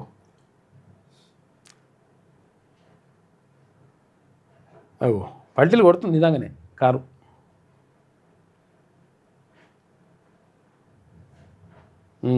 గట్లయిందనమాట. డిపాజిట్ కోల్పోయిన బీజేపీ అభ్యర్థి లంకల దీపక్ రెడ్డి. ఇక 51% ఓట్లు సాధించిన కాంగ్రెస్ ప్రతి రౌండ్లో స్పష్టమైన ఆధిక్యం. మొత్తం పోలైన ఓట్లు 194,631. నవీన్ యాదవ్కి వచ్చినవి 98,988 ఓట్లు వచ్చినాయి. ఇక సునీతకు 74,259, దీపక్ రెడ్డికి 17,061 మాత్రమే వచ్చినాయి. ఇక ఫలించిన సీఎం రేవంత్ రెడ్డి పక్కా వ్యూహం, అధికారంలోకి వచ్చాక ఇది రెండో బైపోల్ విజయం. గతంలో ఏది ఇక్కడ కంటోన్మెంట్లో లాస్ట్ నందిత ఎమ్మెల్యే చనిపోతే అకాల మరణం చెందితే కార్ యాక్సిడెంట్లో, తర్వాత అక్కడ బైపోల్ వస్తే ఉప ఎన్నిక వస్తే అక్కడ శ్రీ గణేష్ని గెలిపించుకున్నారు అక్కడ ప్రజలు. ఇది రెండో విజయం కాంగ్రెస్ పార్టీకి. 2024 జూన్లో కంటోన్మెంట్, ఇప్పుడు జూబ్లీహిల్స్ గడ్డ మీద కాంగ్రెస్ జేకేతను ఎగిరేసింది, సరికొత్త చరిత్ర సృష్టించింది. తనకు తాను ఎదురే లేదనుకున్న కారు పల్టీలు కొట్టింది, మరో సిట్టింగ్ సీటును కోల్పోయింది. కలిసి వస్తుందని కలలు కన్న కమలం వాడిపోయింది, డిపాజిట్ను కూడా దక్కించుకోలేకపోయింది. జూబ్లీహిల్స్ ఉప ఎన్నికలో కాంగ్రెస్ ఓటర్లు కాంగ్రెస్కు పట్టం కట్టారు. నవీన్ యాదవ్కు తిరుగులేని మెజార్టీ ఇచ్చి ఎమ్మెల్యేలు చేశారు. బైపోల్ ఫలితాలు శుక్రవారం వెలువడ్డాయి. ప్రతి రౌండ్లోనూ కాంగ్రెస్ స్పష్టమైన ఫస్ట్ రౌండ్లో ఒక రౌండ్లో కొంచెం తక్కువ మెజార్టీ వచ్చింది, ఏది షేక్పేటకి సంబంధించి డివిజన్లో. మిగతా అన్ని కూడా సూపర్ డూపర్ ఉన్నాయి కథ. ప్రతి రౌండ్లోనూ కాంగ్రెస్ అభ్యర్థి స్పష్టమైన ఆధిక్యాన్ని కనబరిచారు. మొత్తం 10 రౌండ్లలో ఓట్ల లెక్కింపు జరగగా నవీన్ యాదవ్ తన సమీప ప్రత్యర్థి బీఆర్ఎస్ అభ్యర్థి మాగంటి సునీతపై 24,729 ఓట్ల మెజార్టీతో విజయం సాధించారు. మొత్తం పోలైన ఓట్లలో 51% ఓట్లను కాంగ్రెస్ క్యాండిడేట్ నవీన్ యాదవ్ సాధించి నయా హిస్టరీ నెలకొల్పారు. జూబ్లీహిల్స్ నియోజకవర్గ చరిత్రలో ఇదే అత్యధిక మెజారిటీ. ఈ ఉప ఎన్నికలో 58 మంది అభ్యర్థులు బరిలో ఉన్నప్పటికీ ప్రధాన పోటీ మాత్రం కాంగ్రెస్ బీఆర్ఎస్ మధ్య నడిచింది. మొత్తం 194,631 ఓట్లు పోలవగా కాంగ్రెస్ అభ్యర్థి నవీన్ యాదవ్ ఏకంగా 98,988 ఓట్లు సాధించారు. ఇక బీఆర్ఎస్ అభ్యర్థి మాగంటి సునీతకు 74,259 ఓట్లు, తర్వాత బీజేపీ అభ్యర్థి లంకల దీపక్ రెడ్డికి 17,061 ఓట్లు వచ్చాయి. పోస్టల్ బ్యాలెట్ నుంచి మొత్తం కూడా యూసుఫ్గూడ లోని కోట్ల విజయభాస్కర్ రెడ్డి ఇండోర్ స్టేడియంలో శుక్రవారం 8 గంటలకు స్టార్ట్ అయింది. పోస్టల్ బ్యాలెట్ తీస్తే అందులో 5 ఓట్లు చెల్లకుండా అయిపోయినాయి. అందులో 96 ఓట్లు చెల్లుబాటు అయినాయి. వీటిలో 43 ఓట్లు నవీన్ యాదవ్కి వస్తే 25 ఓట్లు సునీతకు వచ్చినాయి. దీపక్ రెడ్డికి 20 ఓట్లు వచ్చినాయి. మొత్తం మీద బీఆర్ఎస్ పార్టీ కారు పల్టీ కొట్టింది, కాంగ్రెస్ పార్టీ విజయకేతనం ఎగిరేసింది. నవీన్ యాదవ్ బీసీ అభ్యర్థి ఒక్కరికి ఇస్తే, అంటే బీసీలకు టికెట్లు ఇస్తే ఎట్లుంటుందో తెలుసుకోవడానికి నవీన్ యాదవ్ ఎన్నిక నిదర్శనంగా మనం చెప్పుకోవచ్చు. ఒక యాదవ్కు టికెట్ ఇస్తే ఇట్లున్నదన్నట్టు లెక్క. మా 2 ఏళ్ల పాలనకు ఆశీర్వాదం అని చెప్పేసి ఇక్కడ ముఖ్యమంత్రి రేవంత్ రెడ్డి అంటా ఉన్నారు. పోలైన ఓట్లలో 51% కాంగ్రెస్ పార్టీకే, బీఆర్ఎస్ బీజేపీ కలిసినా మా ఓటు శాతాన్ని చేరుకోలే. ఈ విజయం మా బాధ్యతను మరింత పెంచింది. హైదరాబాద్ను విశ్వనగరంగా తీర్చిదిద్దుతాం. బీఆర్ఎస్ ఫేక్ ప్రచారాన్ని జనం నమ్మలే. అధికారం పోయినా కేటీఆర్కు అహంకారం పోలే. క్రియాశీల రాజకీయాల్లో లేని కేసీఆర్ గురించి నేను మాట్లాడా. ఇక చివరి ఏడాది రాజకీయాలు చేద్దాం, వచ్చే 2 ఏళ్ళు అందరూ కూడా ప్రతిపక్షాలు కూడా సహకరించాలని చెప్పేసి ముఖ్యమంత్రి నిన్న మాట్లాడాడు. ఇక కర్మ హిట్స్ బ్యాక్ అని చెప్పేసి ఎవరు కల్వకుంట్ల కవిత మొత్తం ఇప్పుడు సాధువు అయిపోయింది కదా ఆమె. ఇప్పుడు మంచిగా బాగా లక్షల చీరలు, లక్షల వాచీలు అవన్నీ కూడా పెట్టేది. మొత్తం ఏది నార చీరలు మొత్తం సాధువు అయిపోయింది ఆమె చెప్తా ఉంది కర్మ హిట్ బ్యాక్ అని చెప్పేసి. కర్మ హిట్ బ్యాక్ అని 12 ఏళ్ళు అయినాక గుర్తుకొచ్చింది అమ్మకు. బీఆర్ఎస్ ఓటమిపై కవిత ఆసక్తికర పోస్టు పొలిటికల్ సర్కిల్స్లో వైరల్ అవుతూ ఉంది. జూబ్లీహిల్స్ ఫలితాల అనంతరం జాగృతి అధ్యక్షురాలు కవిత చేసిన ట్వీట్ హాట్ టాపిక్గా మారింది. బీఆర్ఎస్ ఓటమిపై ఆమె పరోక్షంగా స్పందిస్తూ కర్మ హిట్ బ్యాక్ అంటూ ఎక్స్లో పోస్ట్ పెట్టారు. దీనిపై పొలిటికల్ సర్కిల్లో ఆసక్తికర చర్చ జరుగుతున్నదట. ఇక ఎగ్జిట్ పోల్స్ అంచనాలను మించి కాంగ్రెస్కు 40 నుంచి 48 మధ్య ఓటు షేర్ ఉంటుందని చెప్పేసి పలు సంస్థలు చెప్పినాయి. కానీ వాస్తవానికి దగ్గరగా 50 నుంచి 55% మధ్య అంచనా వేసింది V6 వెలుగు అట్లే వేసింది. క్యూన్యూస్ కూడా అట్లనే సేమ్ ఇటువంటి ఈక్వేషన్స్నే చూపించింది, అంచనాలే చూపించింది. ఇక బీఆర్ఎస్కు బెడిసి కొట్టిన ఫేక్ ప్రచారం, తుస్సుమన్న పెయిడ్ సర్వేలు. అట్లా అయితే ఏమంటుండంటే అసలు యాక్చువల్గా ఏది కేటీ రామారావు ఇట్లా తుస్సుమన్నది కదా అని చెప్పేసి ఏమంటుండంటే ఆయన సన్నద్ధమవుదాం. అన్ని రకాలుగా ప్రజాక్షేత్రంలో మనం ఈ ప్రభుత్వాన్ని నిలదీయడంలో సఫలమైన, ముఖ్యంగా మా సోషల్ మీడియాలో పనిచేసే మా తమ్ముళ్ళు చెల్లెళ్ళకు కూడా నేను హృదయపూర్వకంగా అభినందనలు చెప్తాను. అందువల్ల చెప్తున్నారు తెలుసా, సోషల్ మీడియాలో కాదు అభినందనలు ఎందుకు చెప్తున్నారు అంటే మీకు ఫేక్ ప్రచారం మంచిగా చేసిండ్రు, తర్వాత గెలవందాన్ని గెలుస్తారని చెప్పి రకరకాలు చేసి అయినా కానీ మనం గెలవలేకపోయినామని చెప్పేసి అభినందనలు చెప్తా ఉన్నాడు ఆయన. మీరు చేస్తున్న పని, మీకెవరికి నేనేమి పార్టీ తరఫున జీతం ఇవ్వడం లేదు, మీకెవరికి నేను ఇచ్చేదేమీ లేదు. అయినప్పటికీ వాలంటరీగా పార్టీ మీద ఉన్న ప్రేమతో, నాయకుడు కేసీఆర్ గారి మీద ఉన్న అభిమానంతో మీరు చేస్తున్న కృషి, మీరు చేస్తున్న పని ఏదైతే ఉన్నదో మనస్ఫూర్తిగా నేను మీకు కూడా ధన్యవాదాలు తెలియజేస్తా ఉన్నా. అట్లాగే మా పార్టీ కార్యకర్తలకు, మరి మా కార్యకర్తలకు కూడా నేను చేసే విజ్ఞప్తి, సన్నద్ధం అవుదాం. అన్ని రకాలుగా ప్రజాక్షేత్రంలో మనం ఈ ప్రభుత్వాన్ని నిలదీయడంలో సఫలమైనాం. ముఖ్యంగా మా సోషల్ మీడియాలో పనిచేసే మా తమ్ముళ్ళు చెల్లెళ్ళకు కూడా నేను హృదయపూర్వకంగా అభినందనలు చెప్తా ఉన్నా. అభినందనలు చెప్తున్నాడు. ఎందుకంటే మీరు బాగా బాగా ఫేక్ ప్రచారం చేసిరు, అయినా కానీ మనం గెలవలేకపోయినామని చెప్పేసి బాధపడుతున్నాడు కేటీ రామారావు. ఇక తుస్సుమన్న పెయిడ్ సర్వేలు, మొత్తం పెయిడ్ సర్వేలు ఏం చేసినాయి, ఫస్ట్ మొత్తం బీఆర్ఎస్ఏ గెలుస్తున్నది, సునీతనే మొత్తం విజయం ఖాయం అట్టిట్లా అని చెప్పినాయి. ఎందుకంటే గెలిచేది అంటే ఓటేదాకా, ఎందుకంటే అట్లనే సునీతనే గెలుస్తుంది, బీఆర్ఎస్ఏ గెలుస్తుంది అని చెప్పేసి కారు కోటేయాలని వాళ్ళు ప్లాన్ చేశారు. ప్లాన్ మొత్తం బెడిసి కొట్టింది. ఆ తర్వాత మళ్ళీ ఇజ్జత్ పోతుందని చెప్పేసి మళ్ళీ ఏం చేసిండ్రు, నవీన్ యాదవ్ గెలుస్తుండని చెప్పేసి ఎన్నికలు అయిపోయిన తర్వాత నవీన్ యాదవ్ గెలుస్తున్నటువంటి మాట చెప్పిండ్రు. కాకపోతే ఏంటంటే అది కూడా కొంచెం అటు ఇటు హెడ్జ్లో ఉండొచ్చు అని అన్నారు. అది కాదు లెక్క, అసలు మాటలు చెప్పాలి. నమ్మకం ఉండదు, నమ్మకం పోతుంది బరాబర్ చెప్పకపోతే. ఇక V6 వెలుగు పేరిట ఫేక్ వీడియోలు, నకిలీ క్లిప్పింగ్లు వైరల్ చేసిన గులాబీ టీం, అందుకని ట్యాంక్ చెప్తున్నాయన ఎవరు, కేటీ రామారావు.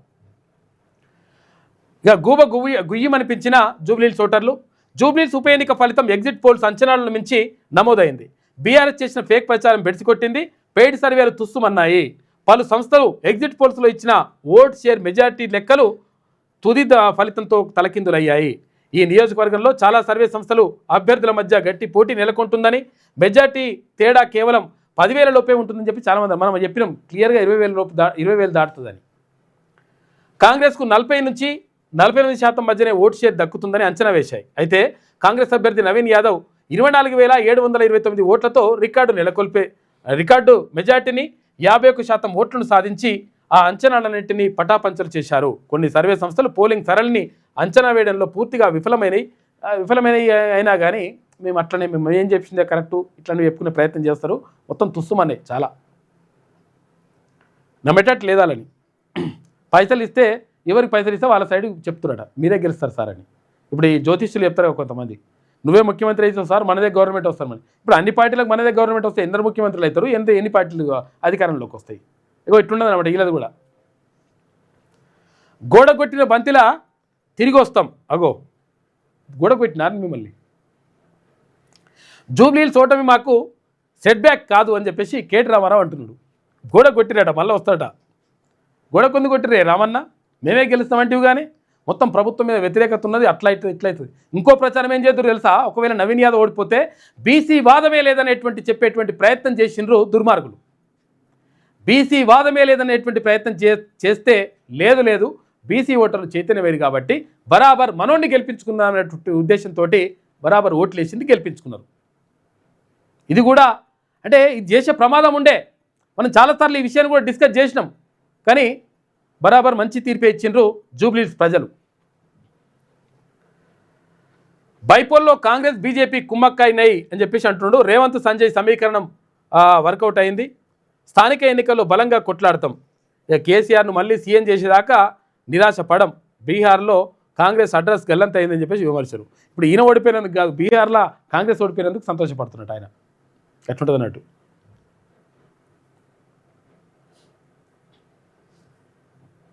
ఇది అగో ఉన్నంతలో పోరాడమని చెప్పేసి ఇక్కడ కిషన్ రెడ్డి అంటున్నాడు.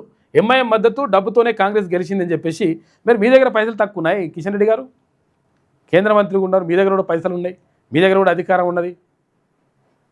ఎంఐఎం అంటే ఇప్పుడు ఎంఐఎం ఓట్లు ఉన్నాయాడా, 1,00,000 ఓట్లు లేవు, 4 లక్షల ఓట్లు కదా, మరి 3 లక్షల ఓట్లు హిందువులే ఉన్నాయి కదా, మరి ఎందుకు గెలిపించుకోలేకపోయినరు అంటే నాయకత్వ లోపం అన్నమాట. ఇక్కడ బీఆర్ఎస్ కాంగ్రెస్ కోట్లు ఖర్చు చేశాయి, జూబ్లీహిల్స్లో బీజేపీ బలహీనంగా ఉంది, అక్కడ మాకు ఒక్క కార్పొరేటర్ కూడా లేడు. మరి లేడంటే మరి మీరు ఏం చేశారు మరి గతం నుంచి? జిహెచ్ఎంసీ ఎన్నికల్లో మేయర్ పదవి గెలవడమే మా లక్ష్యం, బీహార్లో ఓటమితో దేశంలో కాంగ్రెస్ పని అయిపోయిందని చెప్పేసి ఎద్దేవా చేస్తున్నాడు. బీహార్లో ఓడిపోయినందుకు సంతోషపడుతున్నాడు, ఈడ ఓడిపోయినందుకు ఈయన బాధపడతలేడు. ఇట్లుంటుంది అన్నట్టు లెక్క.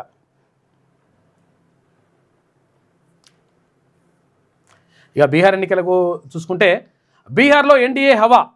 అసెంబ్లీ ఎన్నికల్లో భారీ మెజార్టీతో అధికార కూటమి గెలిచింది. 243 సీట్లకు గాను 202 సీట్లలో జయకేతనం ఎగిరేసింది ఎన్డీఏ కూటమి. మహాగఠబంధన్కు చుక్కెదురు 35 స్థానాలకే పరిమితమైంది. ఎన్నికల్లో ప్రభావం చూపని పీకే జన్ సురాజ్ పార్టీ పెట్టాను. నేను కొత్త పార్టీ పెడుతున్నా బీహార్లో. నేను అప్పుడు బీఆర్ఎస్ నేనే గెలిపించిన, అక్కడ జగన్మోహన్ రెడ్డి నేనే గెలిపించిన, ఆయనని గెలిపించిన, ఈయనని గెలిపించిన, మొత్తం పార్టీని నేనే గెలిపించిన చెప్పుకున్నాడు పీకే. మరి పీకేగా పీకే అంటే ప్రశాంత్ కిషోర్ ఏమో పీకే అంటున్నా. పీకే ఈ పీకే పని అయిపోయింది ఆడ. నేనే గెలిపించినాడు. ఒక్క సీటు కూడా గెలవాడు, ఒక్క ఎమ్మెల్యే కూడా గెలవాడు ఆడ. మొత్తం పీకింది. పీకే అయింది కథ. ఇక 89 సీట్లతో అతిపెద్ద పార్టీగా బీజేపీ, జేడీయూకు 85 సీట్లు, ఇక 19 సీట్లు గెలుచుకొని సత్తా చాటిన ఎల్జేపీ రామ్విలాస్ పాస్వాన్ పార్టీకి సంబంధించి 25 వద్ద ఆగిపోయిన ఆర్జేడీ, కాంగ్రెస్కు 6 స్థానాలే వచ్చినాయి. ఇక 5 స్థానాల్లో గెలుపొందింది ఎంఐఎం పార్టీ, నయం ఉన్నది. ఇంకా అట్లయింది లెక్క. ఇక బీహార్ సీఎం ఎవరనే దానిపైన ఇప్పుడు చర్చ జరుగుతుందట.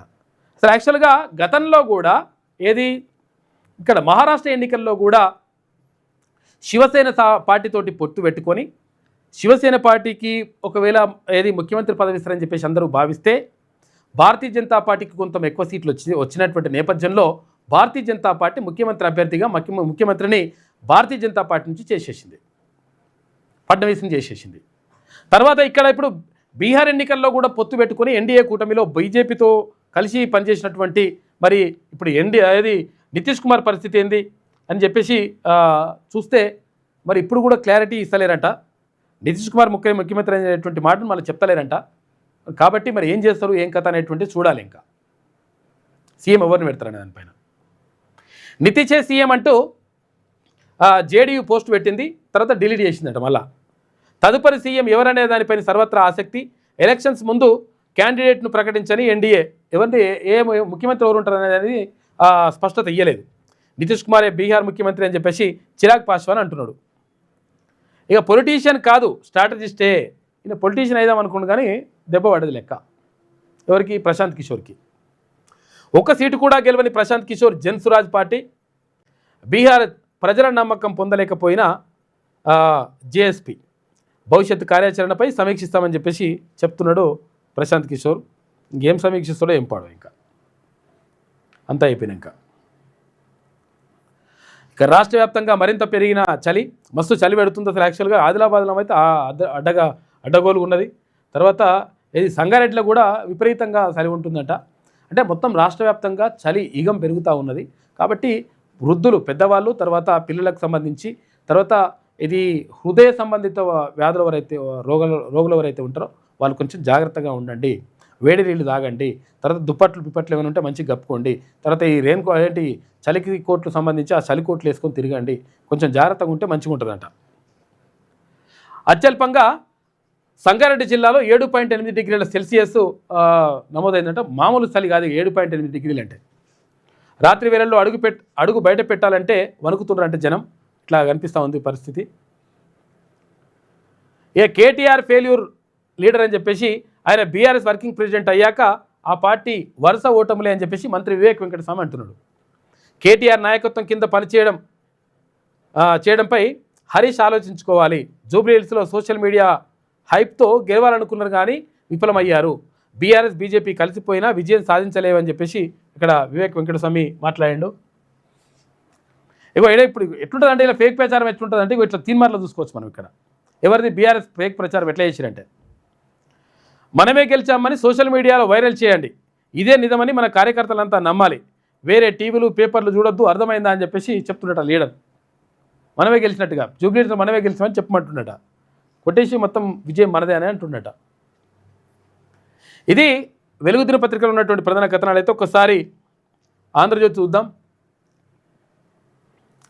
జూబ్లీహిల్స్పై కాంగ్రెస్ జెండా, ఉప ఎన్నికల్లో హస్తం పార్టీ విజయబేరి. 24,729 ఓట్ల మెజార్టీతో గెలుపొందిన నవీన్ యాదవ్. నాడు మాగంటి హ్యాట్రిక్, నేడు ఆయన భార్య ఓటమి. రాజధానిలో మరో సిట్టింగ్ స్థానాన్ని కోల్పోయిన బీఆర్ఎస్ డిపాజిట్ దక్కించుకొని బీజేపీ దీపక్ రెడ్డికి మళ్ళీ చుక్కెదురైంది. 16 ఏళ్ల తర్వాత జూబ్లీహిల్స్లో మళ్ళీ హస్తగతమైంది, అంటే చేయి పార్టీకి కాంగ్రెస్కి వచ్చేసింది. నాడు కంటోన్మెంట్, నేడు జూబ్లీహిల్స్ జోష్లో కాంగ్రెస్ ఉన్నది. ఇక కేటీఆర్ సెల్ఫ్ గోల్, ఉప ఎన్నిక కాంగ్రెస్ సర్కార్కు రెఫరెండం అని చెప్పేసి ప్రకటించిండు. ఇది రెఫరెండం కాంగ్రెస్ ప్రభుత్వానికి. కాంగ్రెస్ ప్రభుత్వం మీద ప్రజల విశ్వాసం ఉన్నదా లేదా తెలుసుకోవాలంటే ఈ జూబ్లీహిల్స్ ఉప ఎన్నికనే రెఫరెండం అని చెప్పిండు. ఇజ్జత్ పోతట్టు చేసుకున్నాడు ఆయన్ని. అధికార పార్టీ కంటే ముందే తానే సవాల్ విసిరిన ఓడిన బీఆర్ఎస్ అని చెప్పేసి మనం చూసుకోవచ్చు. కాంగ్రెస్ బీజేపీ కుమ్మక్ అని చెప్పేసి ఇప్పుడు కేటీ రామారావు అంటున్నాడు. కర్మ హిట్స్ బ్యాక్ అని చెప్పేసి ఆమె పోస్ట్ పెట్టిందంట కవిత. ఉప ఎన్నిక ఫలితం తర్వాత ఎక్స్లో కవిత పోస్ట్ చేసింది. తప్పు చేస్తే ఎవరైనా గట్టిగా చెప్తా. మరి చెప్తామంటే మరి 12 ఏళ్ళ చెప్పకుండా సపరేట్ కూర్చుంటేవి ఇవాళ చెప్తాన పట్టింది. ఎట్లా నమ్మాలమ్మా నిన్ను పబ్లిక్? 12 ఏళ్ళ నుంచేమో సపరేట్ కూర్చున్నది. నాయన చేస్తే సపరేట్ కూర్చున్నది, అన్న చేస్తే సపరేట్ కూర్చున్నది, ఈమె కూడా చేసుకుంటూ పోయింది. బావ చేస్తే సపరేట్ కూర్చున్నది, అందరు చేస్తే సపరేట్ కూర్చున్నది. ఇప్పుడేమో నేను ఎవరు తప్పు చేసినా చెప్తా అంటున్నది. ఇవాళ గుర్తుకొచ్చింది చెప్పేది. అందుకే నన్ను సాగనంపారు. సాగనంపారు, పబ్లిక్ కూడా సాగనంపారు నిన్ను. అక్కడ నిజామాబాద్ నుంచి వాళ్ళు ఇక్కడ అంతా మొత్తం సాగనంపారు కదా. మెదక్ జిల్లా పర్యటనలో వ్యాఖ్యలు అని చెప్పేసి ఒక వార్త చూసుకోవచ్చు. కేటీఆర్ అహంకారం తగ్గించుకోవాలని చెప్పేసి ముఖ్యమంత్రి రేవంత్ రెడ్డి అంటుండు. ఈ గెలుపుతో బాధ్యత మరింత పెరిగింది. జూబ్లీహిల్స్ ఓటర్లు కాంగ్రెస్ను ఆశీర్వదించారు. ఓడితే కుంగిపోవడం, గెలిస్తే పొంగిపోవడం తెలియదు. హైదరాబాద్ను మహానగరంగా తీర్చిదిద్దుతాం. కిషన్ రెడ్డి, కేటీఆర్, హరీష్లు సహకరించాలి. ప్రభుత్వానికి సూచన చేయాలి, అవసరమైతే ప్రశ్నించాలి. కిషన్ రెడ్డి తన వ్యవహార శైలిని మార్చుకోవాలి. హరీష్ అసూయను, కేటీఆర్ అహంకారాన్ని తగ్గించుకోవాలి. కేసీఆర్ క్రియాశీల రాజకీయాల్లో లేడు కాబట్టి ఆయన గురించి నేను మాట్లాడాలని చెప్పేసి ముఖ్యమంత్రి రేవంత్ రెడ్డి నిన్న మాట్లాడాడు. అభినందనలు అందుకుంటున్న సీఎం రేవంత్ రెడ్డి అని చెప్పేసి ఆయన ఫోటో కట్ చేసినట్టు ఎవరిదో. ఇక జూబ్లీహిల్స్ ఫలితం ఇక ఇట్లున్నది. కాంగ్రెస్ పార్టీకి 98,988 ఓట్లు వచ్చినాయి. 50.83% ఓట్లు షేర్ వచ్చినాయి. ఇక బీఆర్ఎస్కు 74,259 ఓట్లు వచ్చినాయి, అంటే 38.13% ఓట్లు వచ్చినాయి. బీజేపీకి 17,060 ఓట్లు వచ్చినాయి, అంటే 8.76%. ఇతరులకు సంబంధించి 4,424 ఓట్లు వచ్చినాయి, 2.28%. ఇతరులు అంటే ఇందులో నోటా కూడా ఉంటుంది. ఇది ఇక డబుల్ ఇంజన్ డబుల్ సెంచరీ. బీహార్లో ఎన్డీఏ ప్రభంజనం. మొత్తం 243 సీట్లకు గాను 202 సీట్లల్లా గెలిచింది ఎన్డీఏ కూటమి. 89 సీట్లతో అతిపెద్ద పార్టీగా బీజేపీ, జేడీయూకు 85 వచ్చినాయి. ఇక మోదీ మ్యాజిక్ ఫలించిన నితీష్ అభివృద్ధి మంత్రం. నితీష్కు మహిళలు, బీసీల మంగళహారతులు. చూసుకొని ఇక్కడ తిన్మన్మలను అదే చెప్పిండు మొన్న. మొత్తం మీద బీసీలు నితీష్ కుమార్ వైపు వచ్చిండ్రు. కారణం ఏంటి అంటే నితీష్ కుమార్ బీహార్లో మొట్టమొదటిసారిగా కులగణన చేపట్టిండు. కులగణన చేపట్టి బీసీలు 63% ఉన్నారని చెప్పేసి తేల్చిండు. వాళ్ళకు రిజర్వేషన్ ఇవ్వడానికి కూడా ప్రయత్నం చేసిండు. అయితే విషయం ఏంటంటే కులాల వారీగా లెక్కలు చెప్పిండ్రు బీహార్లో. ఏ కులం ఎంత, యాదవులు ఎంతున్నారు, ముదిరాజులు ఎంతున్నారు, గౌడులు ఎంతున్నారు, మున్నూరు కాపులు ఎంతున్నారు, తర్వాత పద్మశాలీలు ఎంతున్నారు, తర్వాత ఇక్కడ రజకులు ఎంతున్నారు, తర్వాత నాయ బ్రాహ్మణులు ఎంతున్నారు, విశ్వకర్మలు ఎంతున్నారు, ఒడ్డెరలు ఎంతున్నారు, తర్వాత ఇట్లా మొత్తం అన్ని కులాలకు సంబంధించినటువంటి శాలివాహనులు ఎంతున్నారు. ఇట్లా అన్ని కులాలకు సంబంధించినటువంటి వివరాలను క్లియర్గా వెల్లడించిండు నితీష్ కుమార్ ముఖ్యమంత్రిగా ఉండి. కాబట్టి అక్కడ ఉన్నటువంటి ప్రజలు, బీసీలు పూర్తిగా నమ్మినరు ఎవరు, నితీష్ కుమార్ని. తర్వాత మహిళలు కూడా మంగళహారతులు పట్టిందంట. అందుకే కారణం అదే అనమాట. నితీష్కు మహిళలు, బీసీల మంగళహారతులు. కూటమి విజయంతో చిరాగ్ పాస్వాన్ కీలక పాత్ర. ముస్లిం మెజార్టీ ప్రాంతాల్లోనూ బీజేపీ గెలిచింది. ఎందుకంటే అసలు యాక్చువల్గా చూడవచ్చు మనం ఇక్కడ ముస్లింలు మెజార్టీ ప్రాంతాల్లో కూడా భారతీయ జనతా పార్టీ విజయం సాధించింది. ఒక ఆమె అక్కడ అభ్యర్థి ఉంటుంది, ఇగో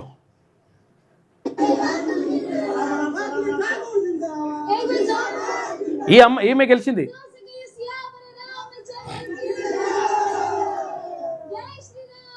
మైథిలి ఠాకూర్ అని చెప్పేసి 50% కంటే ఓట్లు ముస్లింలే ఉన్నాయి అక్కడ. ఆ నియోజకవర్గంలో ఈమె గెలిచింది.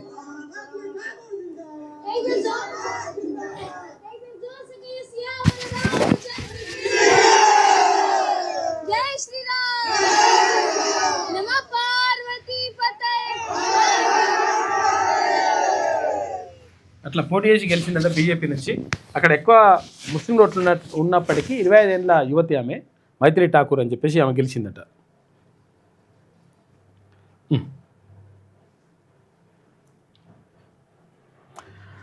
ఇక మహాగఠబంధన్కు మహా గట్టి దెబ్బ, 30 సీట్లకే పరిమితం. బీహార్ను ఇంకా వీడని జంగిల్ రాజ్ భయం, 6 సీట్లకే కాంగ్రెస్ పరిమితం అయిపోయింది.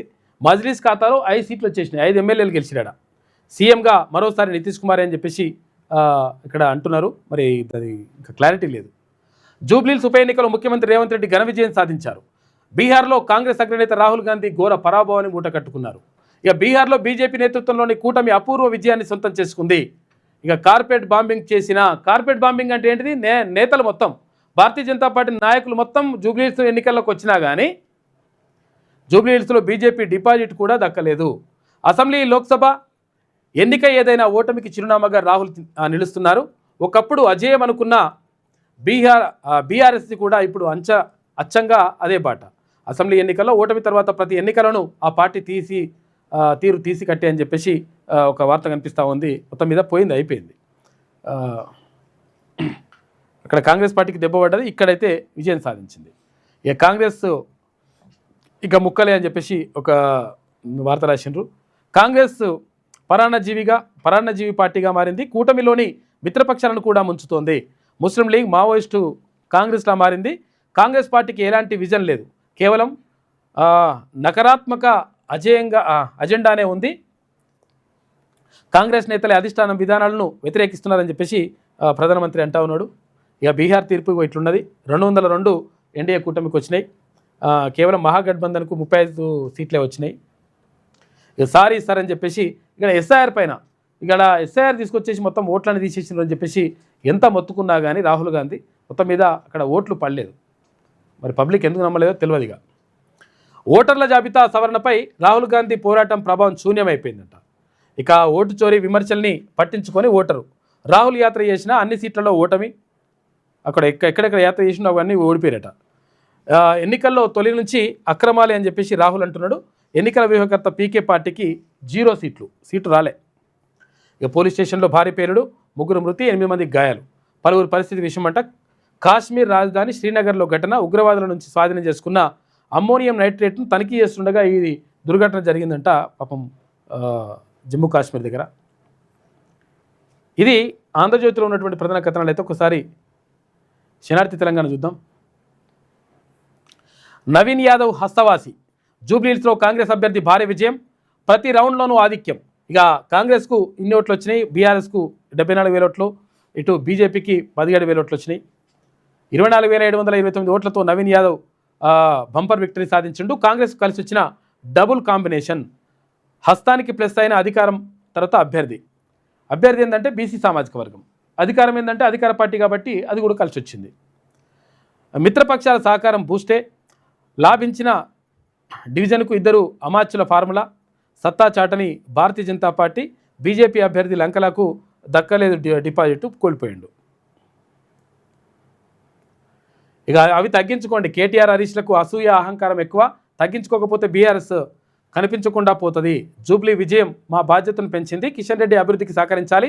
ముఖ్యమంత్రి రేవంత్ రెడ్డి ప్రజలు, ఓవైసీ బ్రదర్సు, కార్యకర్తలకు ధన్యవాదాలు చెప్పిండు ముఖ్యమంత్రి. దుష్ప్రచారం చేసి గెలవాలని చూశారని చెప్పేసి నవీన్ యాదవ్ అంటున్నాడు. రెగ్గింగు, దౌర్జన్యం అనేవి తప్పుడు మాటలు. ప్రజలు ఓటు హక్కుతో తిప్పికొట్టారు. ప్రజల నమ్మకాన్ని వమ్ము చేయను.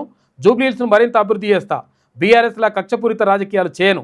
నవీన్ యాదవ్ కీలక వ్యాఖ్యలు. ఎమ్మెల్యేగా గెలిపించిన ప్రజలకు కృతజ్ఞతలు చెప్పిండు నవీన్ యాదవ్. ఓటమి నిరాశ లేదంట ఎవరికి? కేటీ రామారావుకి. అప్పుడు ఏమన్నాడు? రెఫరెండం అన్నాడు. జూబ్లీహిల్స్ ఓటమిపై విశ్లేషించుకుంటాం.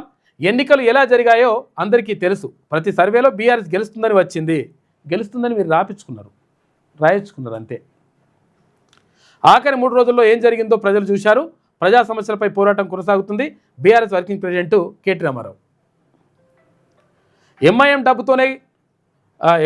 డబ్బుతోనే కాంగ్రెస్ గెలుపు. జూబ్లీహిల్స్లో ఓటమిని విశ్లేషించుకుంటాం. స్వతంత్రం వచ్చినప్పటి నుంచి ఎప్పుడూ అక్కడ బీజేపీ గెలవలేము. ఇప్పుడు గెలిస్తే మరి జిహెచ్ఎంసీ ఎన్నికలపై దృష్టి పెట్టాం. మేయర్ పదవి గెలుచుకోవడమే లక్ష్యం అని చెప్పేసి కేంద్ర మంత్రి కిషన్ రెడ్డి అంటున్నాడు. నైతిక విజయం మాదే అని చెప్పేసి సునీత అంటుంది. జూబ్లీహిల్స్లో కాంగ్రెస్ది గెలిపే కాదు, రిగ్గింగ్ రౌడీజంతో గెలిచింది బీఆర్ఎస్ అభ్యర్థి మాగంటి సునీత అంటుంది. 17న కేబినెట్ భేటీ, స్థానిక ఎన్నికలపై కేబినెట్లో నిర్ణయం. ఇక లోకల్ పోరులోనూ సత్తా చాటాలని ఊవిలూరుతా ఉంది కాంగ్రెస్ పార్టీ. అన్నీ ఓకే అయితే ఈ నెల చివరిలో షెడ్యూల్ విడుదలైందంట. పాత రిజర్వేషన్లతోనే ఎన్నికకు పార్టీ పరంగా బీసీలకు 42% రిజర్వేషన్లు పార్టీ పరంగా ఇస్తే మొత్తం కథమే అయిపోతుంది. మీరు పార్టీ పరంగా ఇస్తా అంటే మాత్రం దెబ్బనే పడుతుంది. 17th క్యాబినెట్లో అవన్నీ డిస్కషన్ జరుగుతాయి. 17 తారీఖు రోజు క్యాబినెట్ సమావేశం ఉన్నది. క్యాబినెట్ సమావేశంలో మంత్రులందరూ సూచనలు తీసుకున్న తర్వాత స్థానిక సంస్థల ఎన్నికలకు సంబంధించి ఉన్న పరిణామాలు, న్యాయస్థానంలో ఉన్న అంశాలను వీటన్నిటిని పరిగణలోకి తీసుకున్న తర్వాత ఒక నిర్ణయానికి వస్తాం. Thank you. 17 తారీఖు నాడు నిర్ణయం తీసుకుంటారంట. కానీ 17 తారీఖు తీసుకున్నటువంటి నిర్ణయం ఒకవేళ ఉల్టా ఉంటే ఏది మేము పార్టీ పరంగిస్తాం పీటీ పరంగిస్తాం అంటే నడవదు, లెక్క దెబ్బ పడుతుంది. జూబ్లీస్ లెక్క ఉండదు స్థానిక సంస్థలలో. ఎందుకంటే మీరు నిజంగా మరి ఇచ్చిన వాటిని నిలబెట్టుకోవాలి కదా. పార్టీ పరంగా ఇస్తామని చెప్పిరా, మరి అట్లా మేనిఫెస్టోలో కూడా అదే పెట్టనుంటారు, మేము పార్టీ పరంగా ఇస్తామని. ఇక ఎన్డీఏ విజయ దుందుబి, బీహార్లో బీజేపీ జేడీయూ కూటమి భారీ విక్టరీ. ఇక 202 స్థానాలను కైవసం చేసుకున్న మోడీ నితీష్ ద్వయం అని చెప్పేసి ఇక్కడ వార్త కనిపిస్తూ ఉంది. మొత్తం కూడా అక్కడ దానికి సంబంధించి కనిపిస్తూ ఉంది. ఉగ్రవాది ఉమర్ నబీ ఇల్లు పేల్చివేత. పుల్వామాలోనే అతడి ఇంటిని కూల్చేసిన భద్రతా బలగాలు గురువారం అర్ధరాత్రి దాటిన తర్వాత బుల్డోజర్లతో నబీ ఇంటిని అధికారులు కూల్చిపడేశారు. ఉన్న విజువల్స్ కూడా ఉన్నాయి అవి. కామారెడ్డి జిల్లా అధ్యక్షులుగా డాక్టర్ తాహెర్, ప్రధాన కార్యదర్శిగా బొక్కల సంతోషి. ఇక్కడ తెలంగాణ రాజ్యాధికార పార్టీ నూతన కమిటీ నియామకం చేపట్టింది. రాష్ట్ర కార్యాలయం నుంచి ఉత్తర్వులు. తీర్మాన్మరణకు తాహెర్, సంతోషి అక్కడ ధన్యవాదాలు చెప్పిండ్రు.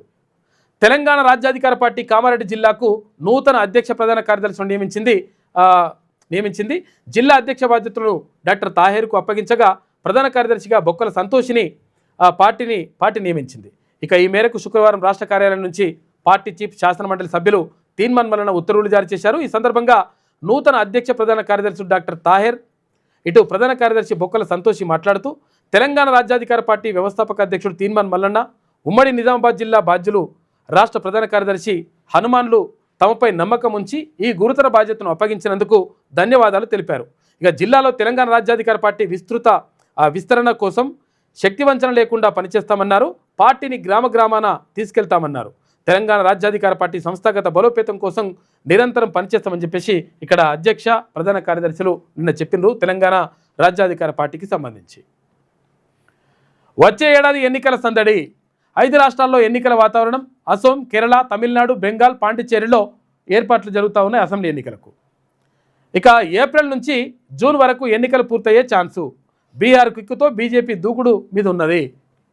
బీహార్ ఎన్నికల ఫలితాలతో ఈ ఏడాది ఎన్నికల సందడి ముగిసినా దేశంలో రాజకీయ వేడి మాత్రం తగ్గే అవకాశం లేదు. ఎందుకంటే కేవలం కొన్ని నెలల్లోనే దేశంలో అతిపెద్ద ఎన్నికల సమరానికి తెరలేవనుంది. 2026లో 5 రాష్ట్రాల అంటే అసోం, కేరళ, తమిళనాడు, పశ్చిమ బెంగాల్, పుదుచ్చేరి ఎన్నికలకు సిద్ధమవుతున్నాయి. బీహార్ విజయంతో వచ్చిన ఉత్సాహంతో బీజేపీ సహా అన్ని ప్రధాన పార్టీలు పాంచ్ ఫైట్కు రెడీ అవుతున్నాయి. ఎన్నికల సంఘం ఇప్పటికే ఆ రాష్ట్రాల్లో ఏర్పాట్లు ప్రారంభించింది. ఓటర్ల జాబితాలో మార్పులు చేర్పుల కోసం స్పెషల్ ఇంటెన్సివ్ రివిజన్ నిర్వహిస్తోంది. అనగా ఓటర్ల జాబితా రివిజన్, కొత్త ఓటర్ల నమోదు, వాడుకలో లేని ఓటర్ల తొలగింపు ప్రక్రియను ఈసీ చురుకుగా చేపడుతుందంట. వచ్చే ఏడాది మొత్తం కూడా ఎన్నికల సందడి ఉంటుందంట ఈ 5 రాష్ట్రాలలో. ట్రంప్కు బీబీసీ క్షమాపణలు. ట్రంప్ ప్రసంగాన్ని తప్పుగా ప్రసారం. ఇక పరువు నష్టం కేసు దాఖలు చేస్తామని చెప్పి ట్రంప్ చెప్పిండట. చెప్తే క్షమాపణలు చెప్తూ వైట్ హౌస్కు లేఖ రాసింది బీబీసీ.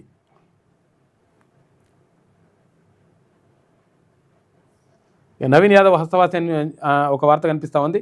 బీసీలకు ఒక టికెట్లు ఇస్తే అట్లా ఉంటుంది అన్నమాట. టికెట్లు ఇవ్వకనే గెలుస్తలేరు, అది మనం అర్థం చేసుకోవాలి.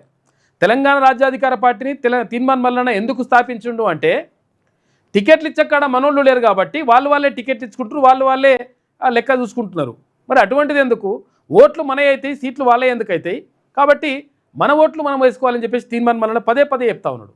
కాబట్టే తెలంగాణ రాజ్యాధికార పార్టీని స్థాపించమని చెప్పిండు. తర్వాత ఎవరికెంతో వారికంత వాటా. ఇక్కడ ఓసీలు కూడా వాళ్ళకి ఎంత వాటా ఉంటుందో వాళ్ళకు కూడా ఇవ్వాల్సిందే.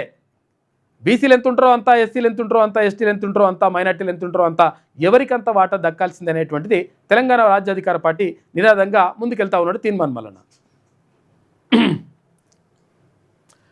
ముదిరాజ్ రాజు మేలుకో, తెలంగాణ రాజ్యాన్ని ఏలుకో అని చెప్పేసి ప్రత్యేక వ్యాసం రాసిండు మధునూరి శ్రీశైలం కుర్మ, ఓయూ విద్యార్థి నాయకుడు ముదిరాజులకు సంబంధించి.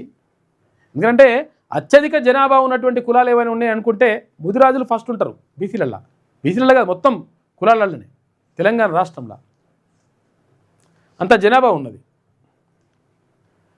ఇక నేటి మాట చూసుకుంటే జూబ్లీహిల్స్ గెలుపు కాంగ్రెస్ పార్టీకి కలిసి వచ్చింది. బీఆర్ఎస్ ఓటమి మూలిగే నక్కపై తాటిపండు పడ్డట్టుంది. అయితే 10 ఏళ్ల పరిపాలన, లెక్కలేనంత అవినీతి సొమ్ము, అంతర్గత కుమ్ములాటలు, ఆధిపత్య వర్గపోరు గులాబీ పార్టీ ఓటమికి సాక్ష్యాలు. తెలంగాణ ప్రజల పాపం శాపంగా మారినట్టే ఉంది. రానున్న రోజుల్లో కారు పార్టీ కనుమరుగయ్యే అవకాశాలే మెండుగా కనిపిస్తున్నాయి.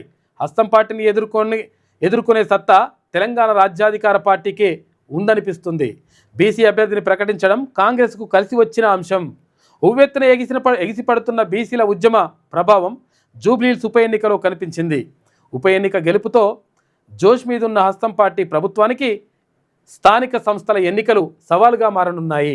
బీసీలకు 42% రిజర్వేషన్లు కల్పిస్తూ ఎన్నికలకు వెళ్తుందా, పాత పద్ధతిలో ఎన్నికలు నిర్వహిస్తుందా, ముందుకు పోతే నుయ్యి వెనుక పోతే గొయ్యి అన్నట్టుగా ఉంది ప్రస్తుత ప్రభుత్వ పరిస్థితి అని చెప్పేసి పెద్దపల్లి రాజన్ రాసిండు. ఒకవేళ పార్టీ పరంగా అన్నారంటే మీ పని అయినట్టే లెక్క. ఇక్కడ జూబ్లీహిల్స్ లెక్క ఉండే పరిస్థితి ఉండదు. బ్రిటిష్ సామ్రాజ్యంపై తిరగబడ్డ ఆదివాసీ వీరుడు బీర్సా ముండా జయంతి ఇవాళ. ఇక నవంబర్ 15న జనజాతి గౌరవ దివాస్ అని చెప్పేసి ప్రత్యేక వ్యాసం రాసిండు రాజగిరి వెంకటేష్ కురువ, సామాజిక కార్యకర్త, ప్రత్యేక వ్యాసం రాసిండు. నిజంగా కూడా అంటే చాలామందికి తెలియదు అసలు యాక్చువల్గా బీర్సా ముండా అనేటువంటి ఆయన ఎవరు, బ్రిటిష్ వాళ్ళకు వ్యతిరేకంగా ఎట్లా పోరాటం చేసిండు చరిత్రలో రాయరు మనోళ్ళ గురించి, బీసీల గురించి, ఎస్సీ ఎస్టీల గురించి, ఎవరైతే కింది వర్గాలు ఉంటాయో మన వర్గాల గురించి సరిగా రాయరు. ఇట్లా దెబ్బ పడుతుంది. తెలంగాణలో ఆధిపత్య పూర్ అని చెప్పేసి డాక్టర్ పర్వతం వెంకటేశ్వర్ ప్రత్యేక వ్యాసం రాసిండ్రు. తెలంగాణలో బీసీల సంపదను రెడ్లు వెలమలు అధికారం పేరుతో దోపిడీ చేయడంలో ఆధిపత్యం ఆరాటం కనిపిస్తుంది.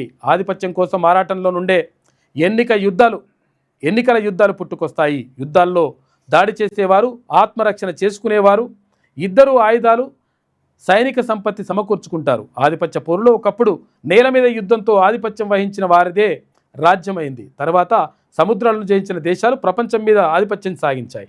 ఇట్లా ఇక్కడ రెడ్లు తర్వాత వెలమలు మొత్తం మీద బీసీల మీద ఆధిపత్యం చెలాయిస్తున్నారని చెప్పేసి ఒక ప్రత్యేక వ్యాసం రాసిండు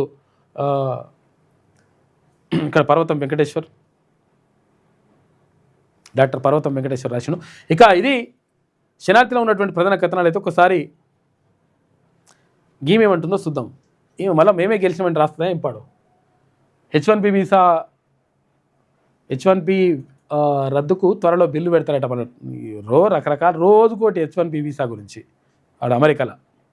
జూబ్లీహిల్స్లో నవీన్ గెలుపు, ఉప ఎన్నికలో కాంగ్రెస్ అభ్యర్థి విజయం, ఆఖరిదాకా గట్టి పోటీనిచ్చిన బీఆర్ఎస్ అని చెప్పేసి నయమే. ఇంక ఈ వార్తలను రాసింది ఫస్ట్ పేజీలో, నయమే అనుకోవాలి. ఇంకా కాంగ్రెస్ కూటమికి ఘోర పరాభవం, బీహార్ ఎన్నికల్లో ఎన్డీఏ విజయం, మట్టి కరిచిన మహాగఠబంధన్ 30 సీట్లకే పరిమితం.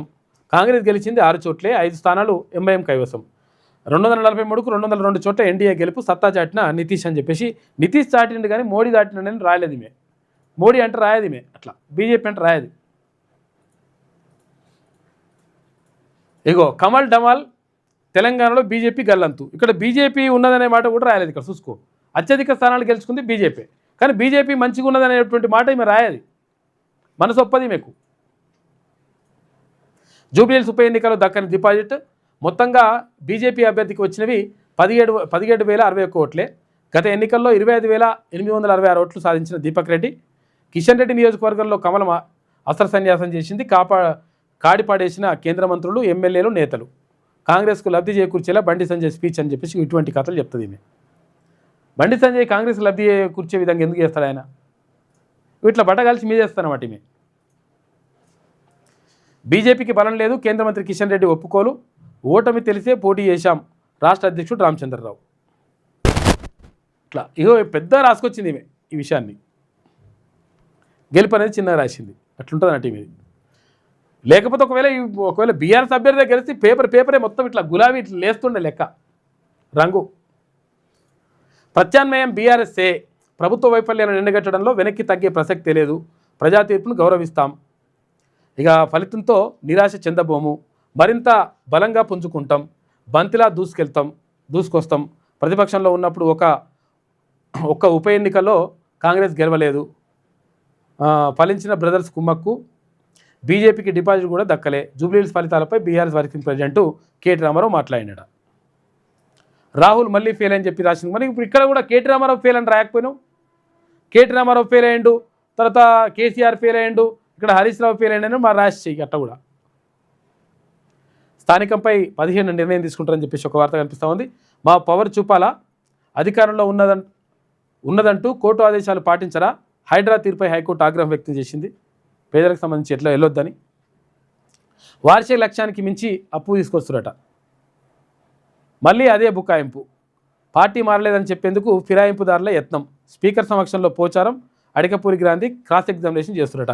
మీ పార్టీలో ఉండి పాడాయిగా మళ్ళీ ఎట్లా చేరు వాళ్ళు ఎట్లా బయటకు వచ్చారు? వృక్షమాత కన్నుమూత. జీవితం అంతా వృక్ష సంరక్షణకే అంకితం చేసిందంట తిమ్మక్క. 114 ఏళ్ల వయసులోనూ పచ్చదనం కోసం తపన పడ్డదంట పెద్ద మనిషి. మంత్రి ఇలాకా మిల్లర్ల దోకా. కొనుగోలులో దగాపై ధాన్యం రైతుల ఆగ్రహం వ్యక్తం చేసిందని చెప్పేసి ఒక వార్త కనిపిస్తూ ఉంది. ఎల్లుండి నుంచి పత్తి కొనుగోళ్లు బంద్. ప్రభుత్వానికి జిన్నింగ్ మిల్లుల అల్టిమేటం జారీ చేసినాయి. సమస్యలు పరిష్కరించకపోవడంపై ఆగ్రహం. L1, L2, L3 నిబంధనలపై వ్యతిరేకత. అన్ని మిల్లులకు పత్తి ఇవ్వాలని చెప్పేసి డిమాండ్ చేస్తున్నాడు. మరి మాట్లాడి చేయరు ఇది. తెలంగాణ ఇరిగేషన్ ఆంధ్రోళ గుప్పిట్లో. సలహాదారుడు మొదలు డీఈల వరకు అందరూ ఆళ్ళే ఉన్నారట. మరి చూడరు ఇదంతో లెక్క. Pencil code, ACB ride.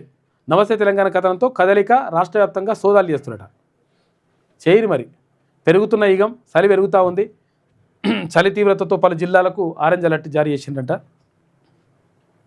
10 జిల్లాల్లో 10 డిగ్రీల లోపే కనిష్ట ఉష్ణోగ్రత. సంగారెడ్డి జిల్లా కోహీర్లో 7.8 డిగ్రీలుగా నమోదు. చలిగాలులతో జాగ్రత్త, వైద్యులు హెచ్చరిస్తా ఉన్నారు. అల్పపీడనం కూడా ఉంటుందట. మరి ఇది ఈమె రాసుకొస్తున్నటువంటి మాట. మొత్తం మీద